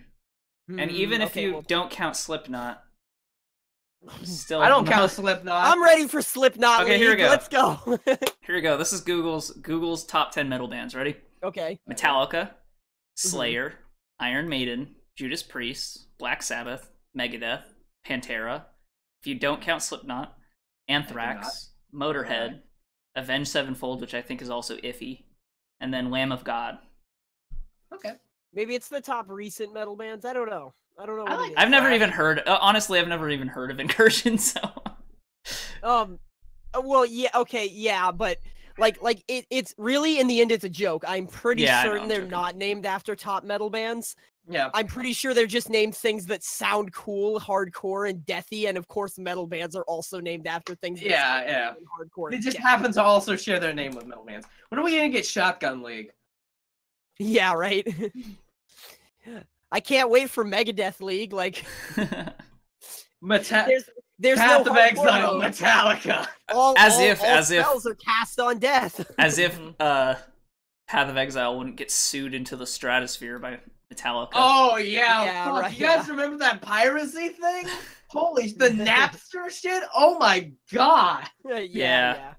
Damn, you're bringing me back to a million years ago there, Saine. Thank you. Shit. Anyway, that's all my thoughts on an Incursion League. Maybe when Thel plays it with me, maybe Saine we can convince you to play it too. I will not play it again. We'll convince Megan to play it. Maybe when Thel plays it with me, we might have a little more to add, like to bounce off I'll each play. other. I'll play Path of Exile with you again if Thel plays Diablo 3 with us. Oh, you motherfucker. That's a tough one. Here's the thing. The truth is, like you did say, one of the good things about Diablo 3 is we could make a video about me ragging on how they fucked up the lore and tone. Yeah. We'll talk about this later. How about that? Yeah, we'll talk table about this later. discussion. Good plan. We're table this discussion. We ain't promising shit. This discussion's going right on the table right here. Yeah. All right. Yeah, we're gonna put this on the shelf. Actually, that's gonna be there. You know. Speaking of Blizzard properties, They'll print out a fucking thing to just glue to your wall right now. Speaking of Blizzard properties, I found my StarCraft 2 box. Oh no. And I found in it there's a pad. I don't know if this will show up. Yeah, it's a pad with Jim Raynor's wanted poster on it. Dude, that's dope as fuck. And it's just a notepad that is all Jim Raynor's face. Yeah, I got one of those. I bought the $200 special edition of Wings of Liberty and it didn't come with that. I want to sit here and just draw like googly eyes and like glasses on him and stuff. Draw hair back onto him like he should have. I had a friend. Draw the hair off. Wait a second, that wanted poster didn't. Could you show that again? That didn't have any hair on it, did it? That was the StarCraft 1 wanted poster. Nice. I don't know. I think shaved head Jim Raynor's looks way better. It looks like he has maybe a little bit of hair. Let's see if it comes up. Yeah. Oh yeah. That's definitely shaved. Yeah, no, that's definitely StarCraft 1 Jim Raynor. Because StarCraft 2 Jim Raynor looks like almost a completely different person. I mean, I'm sure that most of you viewing at home can tell that none of us are very well advocates for cutting your hair, but I think that Jim Raynor looks better with a shaved head. Can you even tell that I have hair, or does it just like melt into like black? No, I thought that was just a hoodie. Okay. I mean, I could see how you would think that it was a hoodie that has headphones in it. So. Anyway, before we go even more off topic. Yeah. Dauntless. Oh, yeah. We played this last night. Yeah, I kind of liked it. I really liked it. I thought it was fun. I thought it was very fun. I was a little lukewarm on it right before. So here's how we had an argument about it before we even started playing. I was very hot on it when I first heard about it because it was supposed to be Monster Hunter with basically only big monster hunts, right? And then I kind of watched some people play it, and I thought it just looked really like, I don't know, it didn't look Monster Hunter enough for me because I am like a Monster Hunter purist, right? Yeah. And like, I think that was my main problem. It wasn't as close to Monster Hunter as I was expecting, so I got really lukewarm on it after watching people play it. But after Plus, you watched a shitty stream of it, and it looked like bad. Oh yeah, and didn't they like have their like fucking the graphical settings turned down really hard, and I think it was weird because like I think they were just kind of bad at the game, honestly. Oh yeah, and I have like a really bad computer. Right, but streaming eats up a lot of your CPU. And no, the thing here's the thing. So I had to have mine set down really low, right? Apparently this man had like his like resolution scaling down really low. And one of the things that I found is that if you set your resolution scaling down, it makes the game run worse. Huh. Yeah. Interesting. Like I was having like a lot of lag and was trying to like I was like, oh, this game shouldn't lag this much. What the fuck is going on? And I turned my resolution scaling all the way up, and I was like, oh. Okay, yeah, I'm good. Okay, so let me say the good things that I liked about this game. Really, like this is gonna sound bad because I have more negative bullet points, but the good thing that I have, to me, outweighs everything about those. So it's like the good things are really good, and the negatives are like kind of nitpicks. Yeah, the negatives are really nitpicks. The good things, the good thing I have to say about this game is it really does capture that Monster Hunter feeling. You are like fighting a big fucking monster. You're going on this like 15 to 20 minute long boss fight, and that is the entirety of the content of the game, and I love it. Yeah. That is my favorite part of games is big boss fights, and that's why I love Monster Hunter and Dark Souls and stuff like that so much, because the boss fights are a main focal point of those games, and this game really captures that feeling, and I feel like it gives you a good, like, you know, you can break parts, you can really like kind of feel the battle damage you're doing, you can feel the monsters getting weaker. At the same time, if you're getting your ass kicked, you can feel like you're doing good, but then suddenly you'll get your ass kicked and it's turned around because they're a big boss, which we experienced once or twice. Yeah. I don't know, we were getting our ass kicked that whole fight. So... Yeah. I thought we were kind of getting our ass kicked during the Shrike fight, but then we like triumphed over it eventually. Yeah, you guys were like both down and started raging. Yeah. So like you know, you get those moments of crippling defeat where you just feel like you can't beat it yet, and then you also get those moments of like a hard fought victory, which that's something that I just really love about Monster Hunter, and like I said, this captures that feeling almost perfectly. Now, here are my negatives. I feel like the weapon variety is extremely lacking, and I feel like one of the reasons that the weapon variety is extremely lacking is because I didn't like a beta. At the beginning, well, yes, but at the beginning you were locked to a choice of 3 weapons. Oh yeah. There are 5 weapons in the game, but for the first like 10 quests, you are not allowed to use the other 2 weapons. You have to we still haven't unlocked them yet. Yeah. You have to get to the quest where the blacksmith says, okay, you can upgrade my blacksmithing abilities now, and then after that you have to do quests in order to upgrade his blacksmithing ability. And it's not like a quest, it's like an experience bar, so you have to grind to upgrade his blacksmithing ability to unlock the other 2 weapons. And I was very disappointed about that because from what I can tell, the axe in Dauntless plays similarly to the greatsword in Monster Hunter, and that is my OG favorite ass weapon. So, that said, I do think that the 3 weapons that it gives you play so significantly different from each other that if you switch between them, you won't get bored with the weapon you're using necessarily. Also, I didn't get bored with the one single weapon that I was using the whole time because I was learning new things, new ways to combo the whole time. And here's a minor counter to that point as well, and I brought this up last night. Yeah, you did.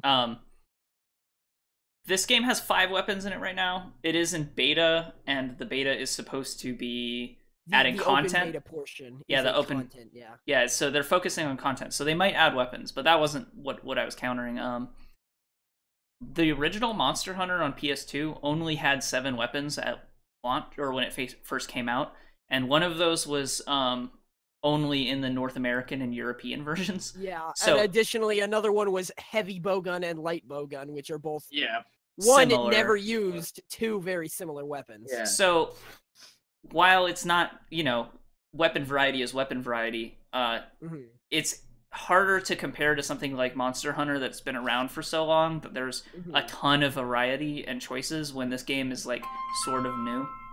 Yeah. And there are a little bit of choices. Like, one of the things that I was like, when I started playing it, I used a weapon that I felt was kind of really slow. And thing is, when I play like games and do big boss fights, I like fast, almost immediate button press response sort of stuff. Yeah. Like the 3 weapons that it gives you at the beginning of the game, or that you're allowed to use at the beginning of the game, is light, medium, and heavy. Yeah, pretty much light, medium, and heavy. And they all play very significantly different from each other. So they give you a sword, a hammer, and a set of chain blades. Yeah. The chain blades are really fast. You dodge instead of the chain blades are similar. Okay. To compare it to Monster Hunter, the chain blades are very similar to the dual swords, except they also have So like the dual swords in Monster Hunter allow you to dash as a dodge instead of roll. Except you have to like unlock your soul gauge demon awakening mechanic in order to do the dash instead of a roll. Whereas in Dauntless, you just always dash instead of roll, which makes you feel like really a lot faster than the weapons that make you roll. Actually, the sword has a, like, its special is first of all a projectile attack, but it also is an attack speed and attack damage buff. So it's kind of like a rage mode as well.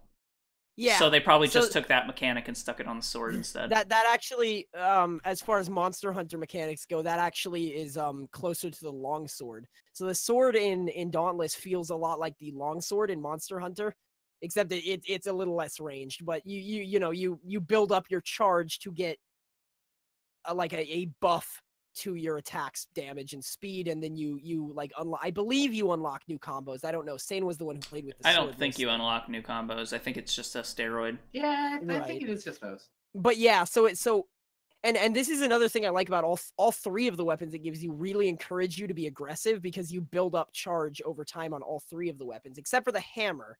The hammer is kind of a combination between the hammer in Monster Hunter and the gun lance. So your hammer can actually fire like shells and explosive charges, which is really cool because here's the difference between the three weapons. The sword makes you, the chain swords make you really mobile and ranged. You can play defensively or extremely offensively with fast hits. The sword has like a charge mechanic that lets you steroid yourself, and so I don't know. I didn't play with the sword a lot. It's hard for me to describe, but it's kind of a normal sword. You can. The sword's actually pretty basic. There and just, you can get up there and just fuck up the monster a lot.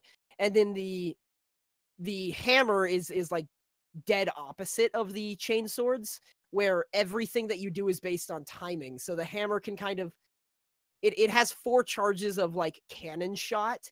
You can use those cannon shots to like empower your next attack if you time a shot before you hit a monster, or you can shoot it after a hit, or you can, if you hit a monster, you can also reload once for free. So it feels very similar to the gun lance, which is another one of my favorite weapons in Monster Hunter. I really enjoy playing the hammer. I'm hoping to unlock the axe to get to give that a shot. Yeah, and I've been waiting to try the axe the whole time as well. There's also a lance too. Yeah. There's one more nitpick that I have, and I feel like the monster variety is a little bit lacking, but that's another thing. Like Monster Hunter has had 10 years to develop all these different monsters you can fight. Well, my thing about that is I don't know how many monsters are in it, how many they're adding. And we haven't been playing for that long, so while we have fought some of the same monsters multiple times, we have fought smaller versions and bigger versions of the same monster. And we've last time we were playing, we found a new monster that we hadn't fought before. So I don't know how much of it is us finding new monsters and how much of it is we just haven't been playing long enough to see all of them yet. Yeah, I feel like because keep in mind, we played for about 6 hours, so... Yeah, so I guess what it feels like in 6 hours of Monster Hunter, or at least some of the newer Monster Hunter games, they kind of branch open. Like, every time you kill a monster, you get, like, 2 new monsters to fight. In this one, it's just like a straight linear path. It's like, okay, kill this monster. Congratulations, you killed it. Now you can encounter it anywhere.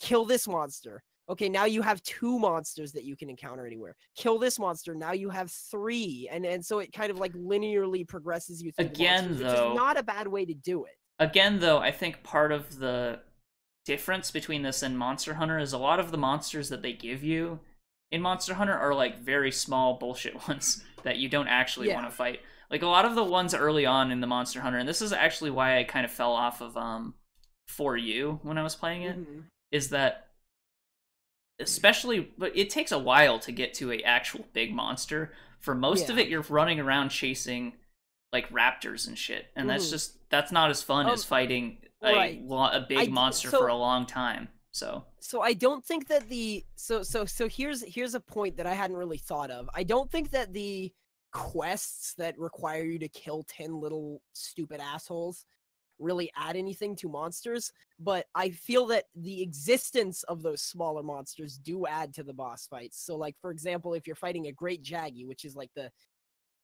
the basic bitchest ass regular monster in like boss monster in Monster Hunter, an experienced player can kill it in like 4 seconds. Who cares? But when you first fight it, it's a pretty big deal, right?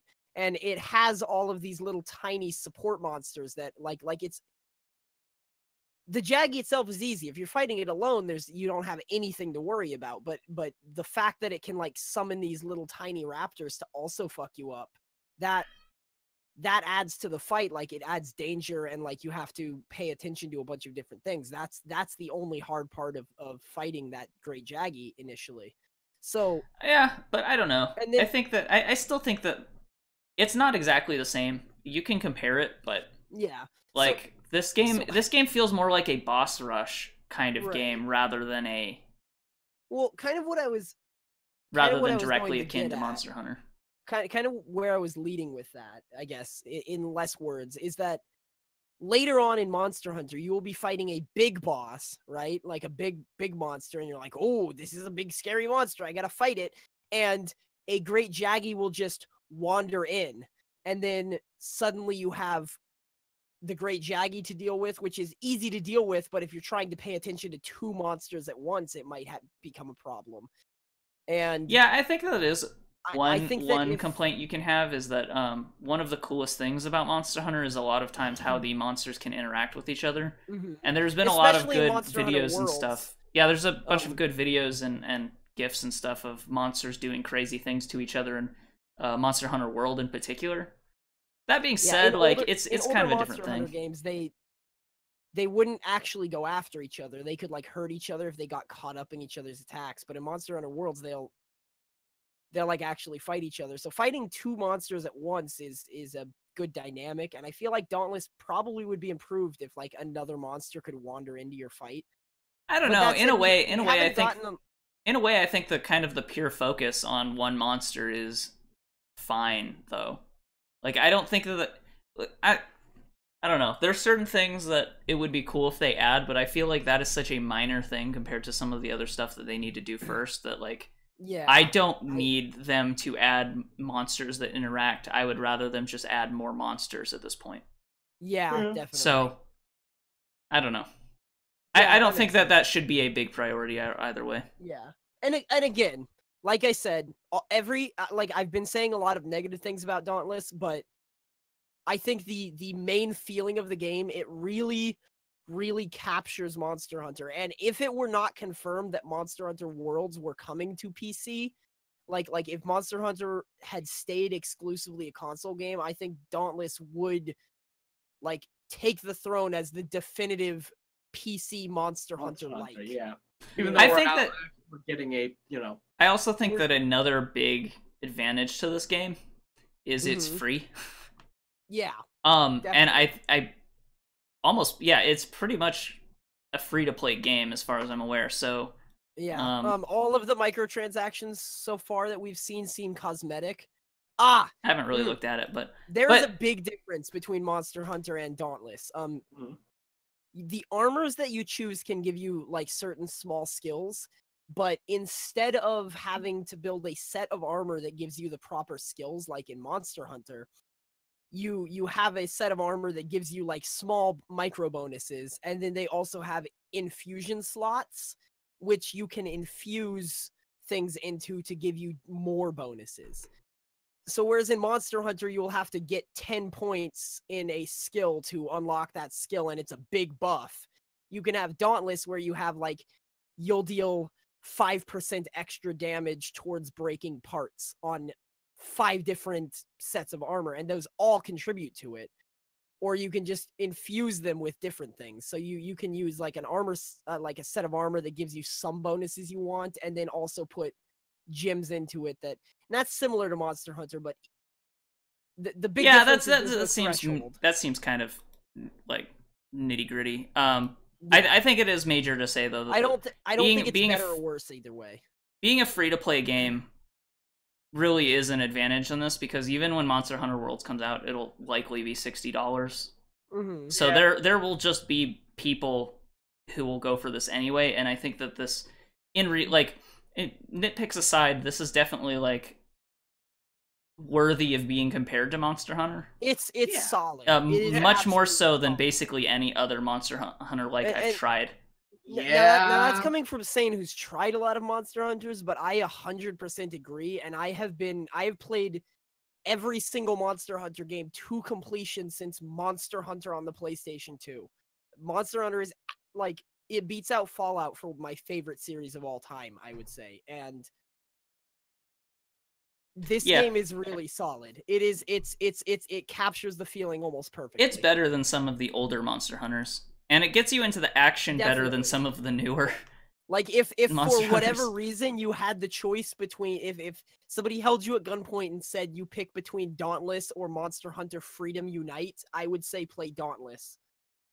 And there is something to be said about having an option be on the PC, because until very recently, all of the Monster Hunters have been on 3DS. So exactly. So even if you're comparing it to some of the older, like, Monster Hunter 4U or whatever, like, you might just go with this anyway, just because it's on like a console that you don't need to have a 3DS to play. Right. It'll be a harder choice when, or even if you have a 3DS, you might not want to play it on the 3DS. But I think it'll be, because this is free.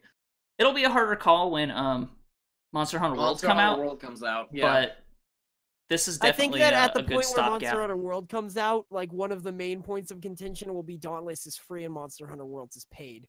Yeah. Right. But they're saying that Monster Hunter Worlds they're going to support as a platform game in a similar way of Dauntless. Dauntless, they want to add more content. They want to add more content to Monster Hunter Worlds. In fact, even since it has came out on the PS4, they have done patches that have added new monsters to the game. So it certainly will follow the same pattern on PC. Right. So I think the price point is going to be the main contention. And there's something to be said, again, to reiterate, Monster Hunter has had 10 to 15 years of development to polish its mechanics out over time. So but for now, if you're waiting for Monster Hunter Worlds on PC, definitely give Dauntless a try. Also, to be fair, as janky as some of the matchmaking system is in Dauntless, from what I've heard, Monster Hunter Worlds is really bad in that department. So at least some of the basic stuff works. Capcom's always been bad at matchmaking in Monster Hunter. Always. Anyway, we're like running way behind. Why don't we get into some of the biggest news stuff, and we'll just kind of drop a lot of the bullshit. Sure. Okay. Should I start? No, let me just get through some of this stuff, because I'm probably gonna cut out most of this. So, okay. Sony is doing, here, I'll just change the thing to news. Sony is doing, they're releasing news every day leading up to E3, starting June 6th, which is in 2 days from now, or Wednesday. Yeah. Okay. So 6th, 7th, 8th, 9th, and 10th, they're releasing stuff, and they're going to be talking about new games each day, essentially. Mm-hmm. Nifty. Amazon pulled a July date for Fallout 76. Mm-hmm. So they said it was July 31st, but that's actually really close. That is really close, but it is not outside of Bethesda to do something like that. Yeah. That's true. Yeah. Fallout, after it was announced at E3, Fallout 4 only had like a month or two. It was 3 months, yeah. Yeah. Yeah, it was November after July or June. I think. Bethesda's something like that. Say anything else you will about Bethesda, but they're actually really good at keeping shit under wraps. They're really good at hyping up games that are going to come out soon. Yeah. As opposed to something like well, actually, a lot of people have been. Watch Dogs.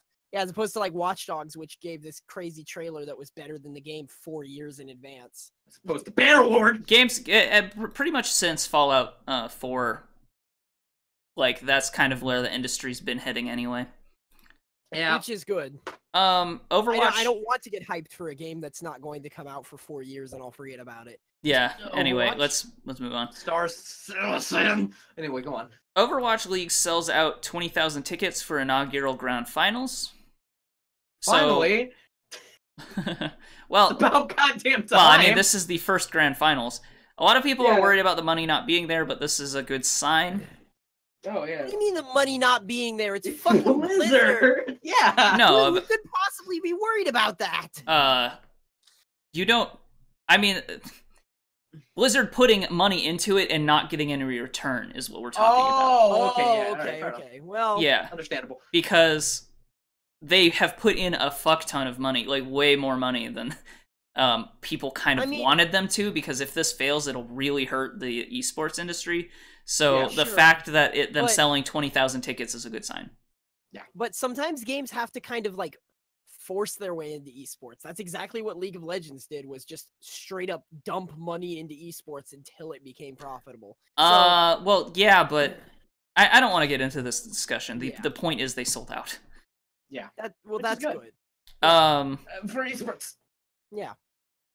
Xbox Game Pass adds 4 Star Wars titles to it, including Knights of the Old Republic. Nifty. Yeah.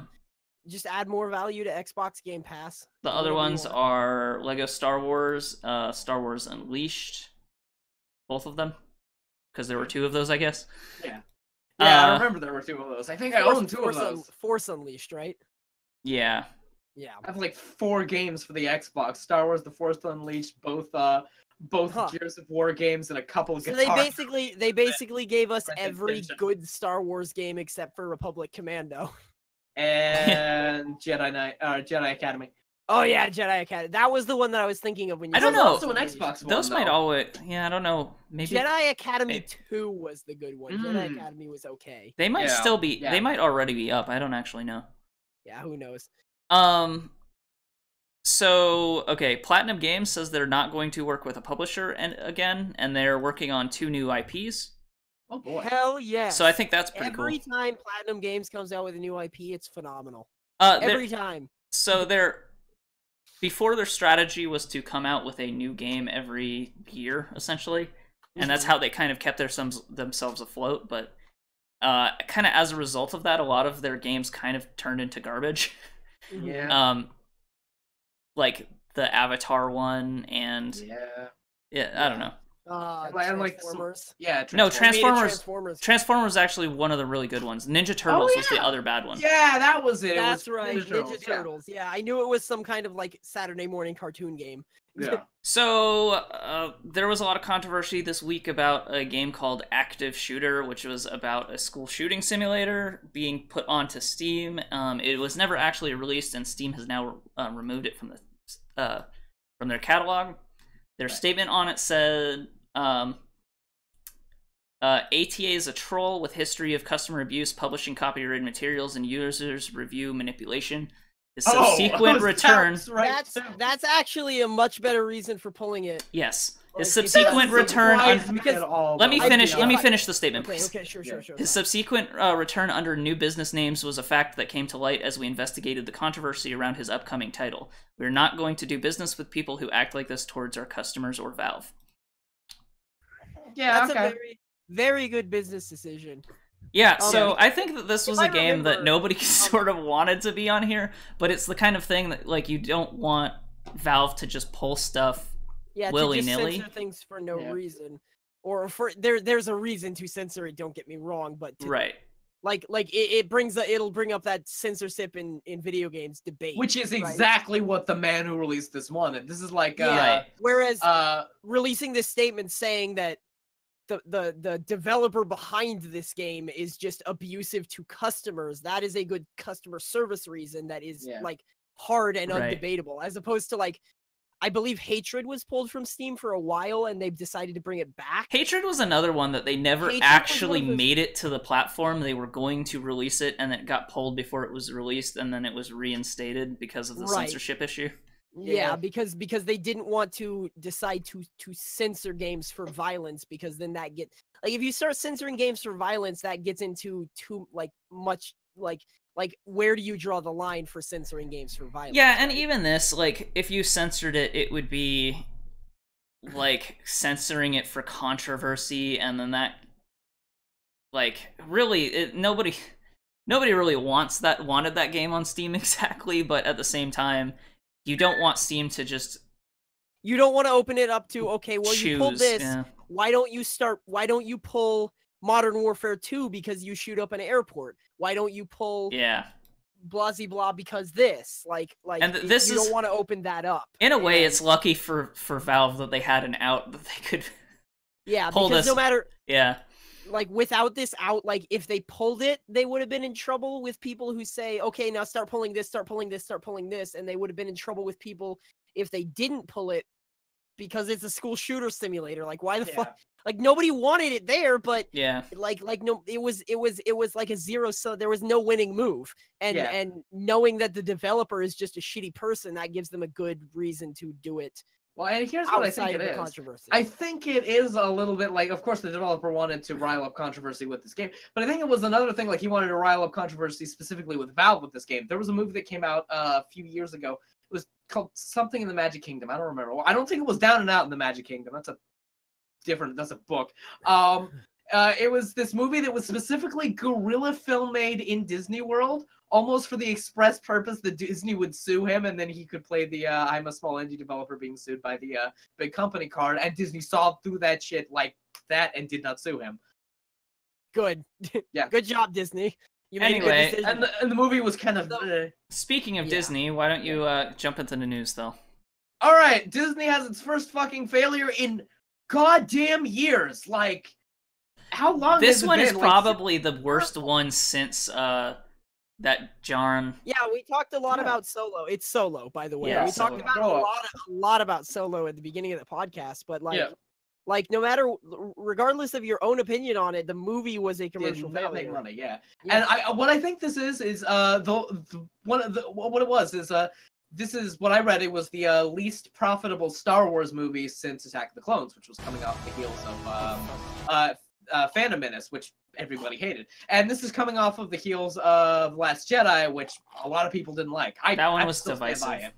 That was really divisive. A lot of people didn't like it, but a lot of people did like it. So it was a divisive thing. Whereas, well, it was one that critics, I would say a majority, a lot of critics really liked it, and a a lot of non-critics did not. But at the same time, even then, it was divisive even among fans. So it is hard to say. Whereas many fans didn't even like Phantom Menace, and many critics said it was a bad movie. So So this coming off the heels of that of a divisive movie, like it could go either way, and it went to the bad way. Yeah, and another problem is I don't know if anyone really wanted a Solo standalone film. I remember hearing jokes about this, but it was first. I could see a standalone film with Han Solo, but like after. Yeah. After maybe what I mean is a Solo after episode film 6. I could see a Solo standalone film, like making a movie about Han Solo and his misadventures. That would be really cool, but with the way that they developed his characters in the new sequels, it seems like a little. It doesn't seem strange to do a flashback, but the like you have to handle it good. And this is something I was talking about with another streamer actually recently, and it was about Fallout, but not Solo. But it's one of these things where we're going back in time. I haven't been following Solo very hard because I'm not that big of a Star Wars fan. Anything that, and when I say that, I mean anything that chronologically takes place after the Phantom Menace. I'm not a huge Star Wars fan. I like Star Wars lore, like basically I like the Old Republic. I like KOTOR. But it's really hard to go back in time briefly. And the reason I was talking about this is because of Fallout 76 and Fallout 76 taking place before Fallout 1. But the point is that it's hard to go back in time briefly and hold everything up to the standard that the movies or games or whatever that take chronologically place. It's hard to keep lore consistent. It's just hard to keep things consistent.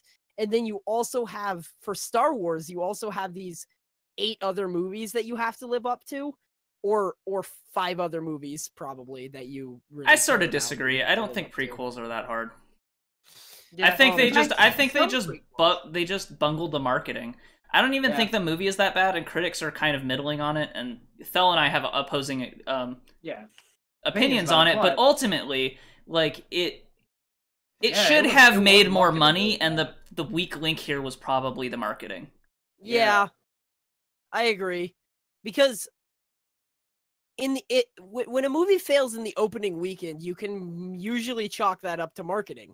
Yeah. If a movie fails especially a big movie like this. Yeah, if a Star Wars movie fails in the opening weekend, like something's wrong. And it's not just that. Oh, like part of it was we heard nothing but bad things coming out of the development of the movie. Yeah. The directors changed multiple times, I believe. They reshot it twice, right? Yeah. And then they didn't have any like trailers or information about it at all until the Super Bowl, like a couple months before it came out. And then well, what I was hearing from just on the grapevine from like people who aren't super interested in movies is just like, oh, a movie about Han Solo? I don't know if I want to see that. I don't know. That's kind of weird too, though, because Han Solo was one of the best characters in Star Wars. I feel like this would have done better if it came out before 7.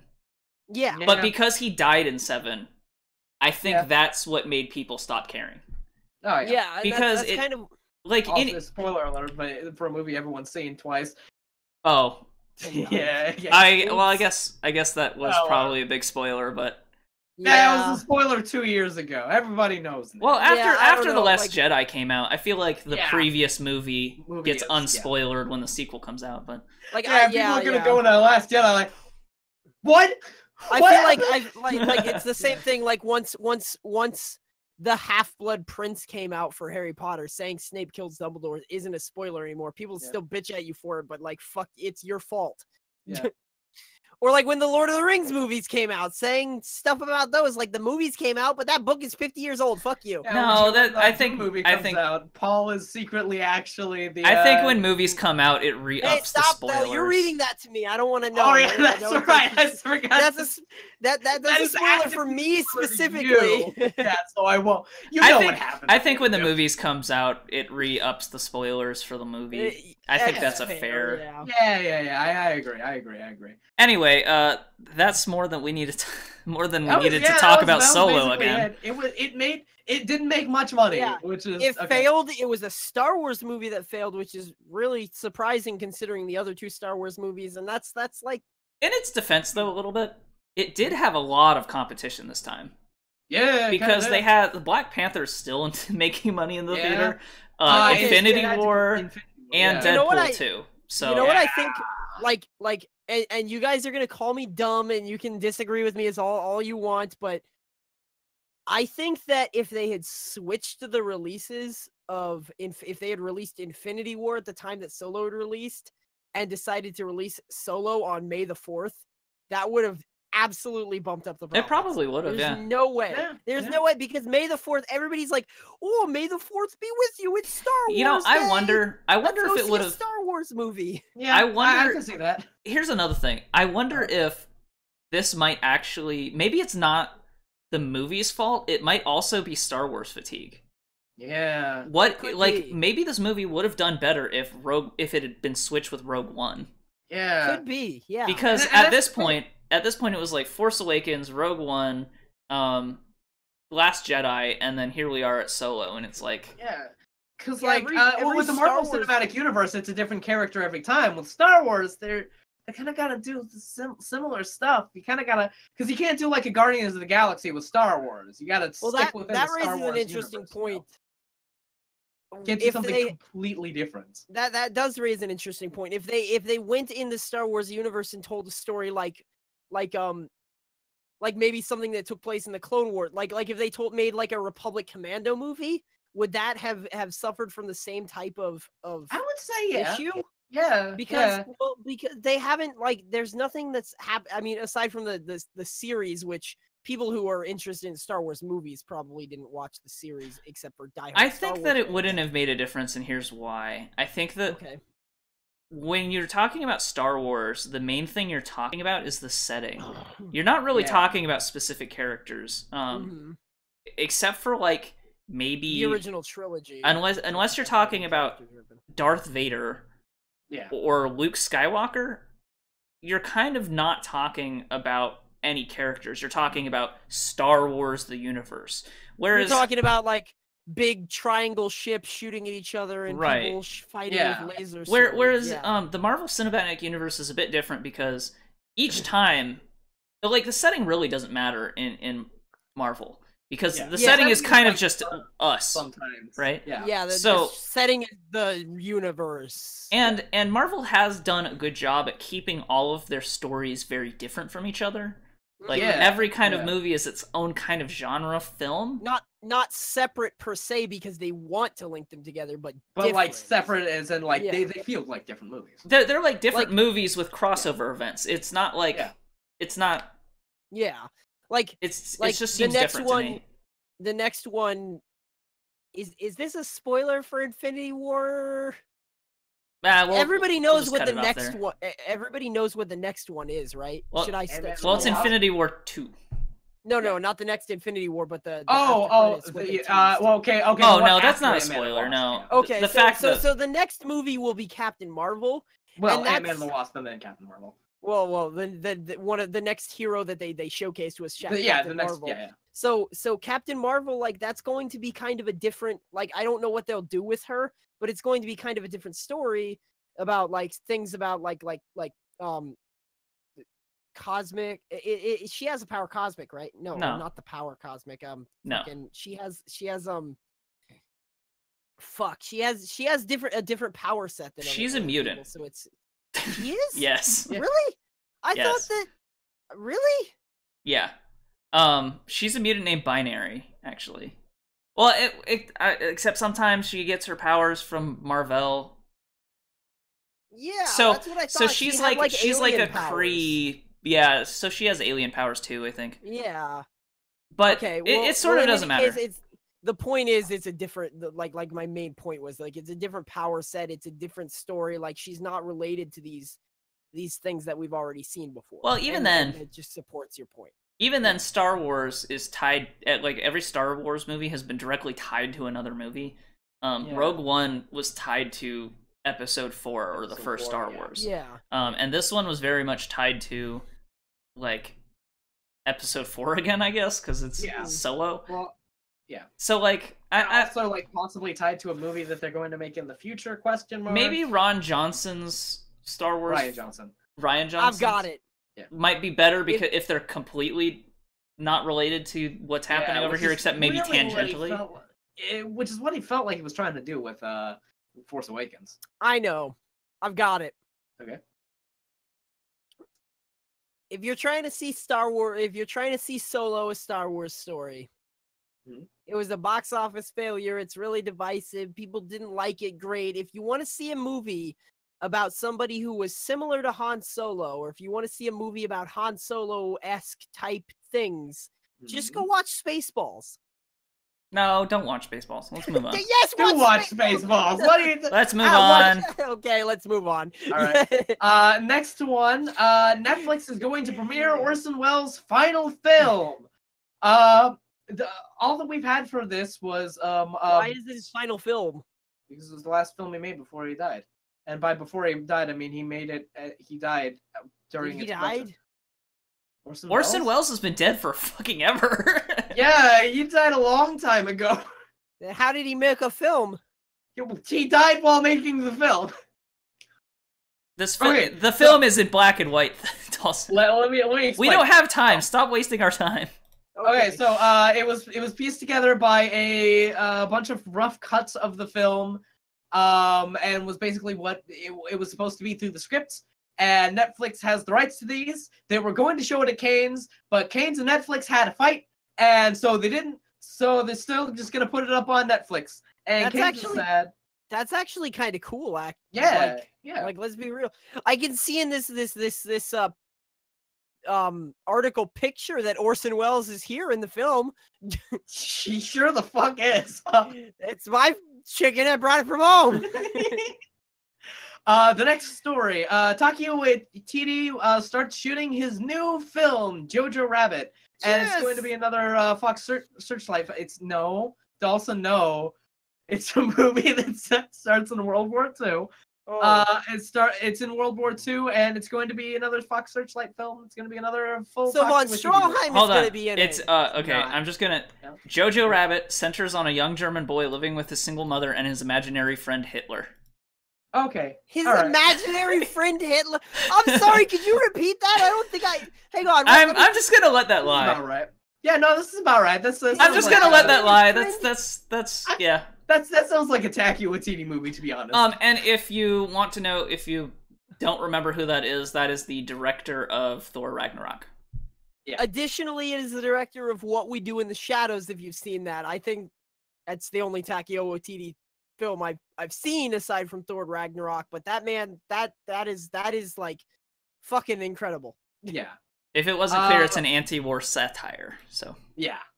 The next thing is Roger Eggers, the guy who directed The Witch, raps on his film The Lighthouse. There's not much information about this because it was an Instagram post. I thought that he was killed by Shadow of the Colossus fans. Who?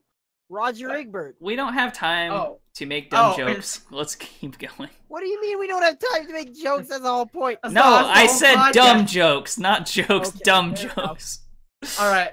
The next one is Ibiza Island is considering lawsuit on Netflix for the movie Ibiza and how it quote-unquote improperly portrays like party culture, and also the fact that it wasn't even shot there.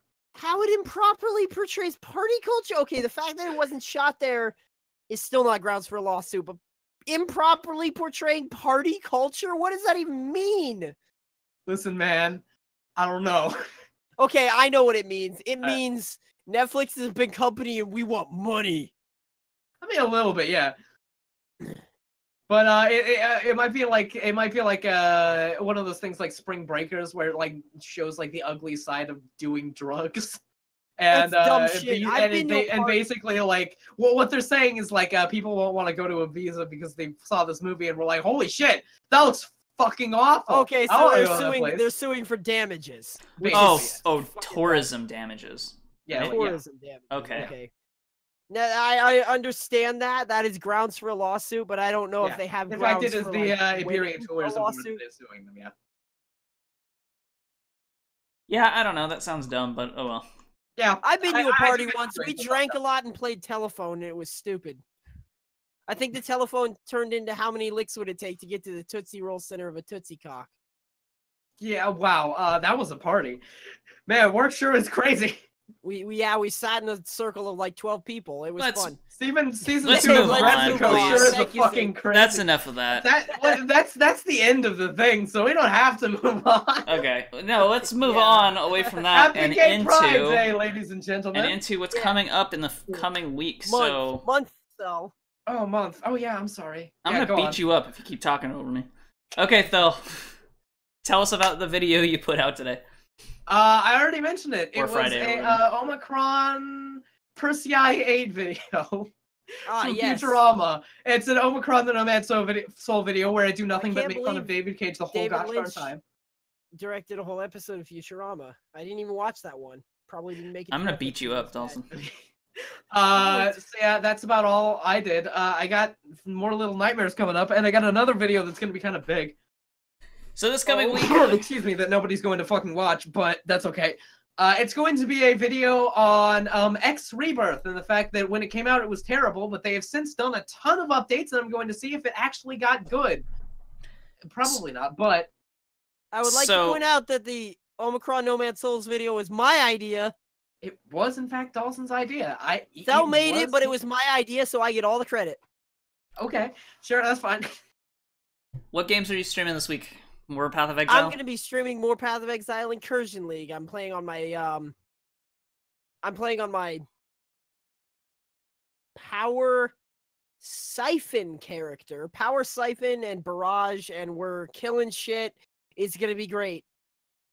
Alpha Valia is at Ziri. She's going to grow an extra set of titties and fuck lots of dudes and then kill them, and then I'm going to kill her. Excuse me, all she did was bathe in blood. Okay, sounds great. How did she anyway. get blood? So, last week I said we weren't going to do the podcast this week because it was E3, but I was wrong. Yeah, we're doing E3 this. So next week there won't be a podcast. Instead, we're going to be putting up other content, and then probably do some sort of roundup at the end of the week so that we can talk about E3 next week instead of putting out a video halfway through E3. The podcast might be a little bit late, essentially, and it won't be late. It's more like a special edition, so you can just assume that there won't be a podcast next week. We'll go back to normal time on the 18th, and then we'll have something else. It probably won't be a numbered podcast, but it'll be something else, an E3 roundup or something. So that's coming next week. Should be pretty exciting. It's basically our year anniversary in a couple days from now. Yeah. Which is great. We're up to we're almost up to 3,000 subscribers, and we've only been at this shit for a year. We're growing I don't know, something that grows, like a carrot. Carrots grow. A tree? I feel like trees are really we're not growing super fast, but we're not growing super slow either. We're going pretty steady, and it's been pretty good. We're not growing like a weed. We're growing like a bed of flowers, maybe. Yeah, we're getting like 10 subs a day, which is pretty good. We're like an annual, so like we die in the winter and then come back in the summer. Yeah, I mean, let's be honest, that's true. Updates and Thel releases a new video, we come back. Yeah. Pretty much. Yeah, good shit. See, we need those bugs to sustain our flowers. Yeah, we need those bugs. Gotta be thankful to all of our subscribers and whatnot. You guys are great. Keep commenting on our videos because we actually legitimately like interacting with you. It's fun to read your comments and agreed. Please tell us again about how you kill all of the mobs in the Path of in the Flower Quest and then come back and tell us that strategy because we haven't heard it before.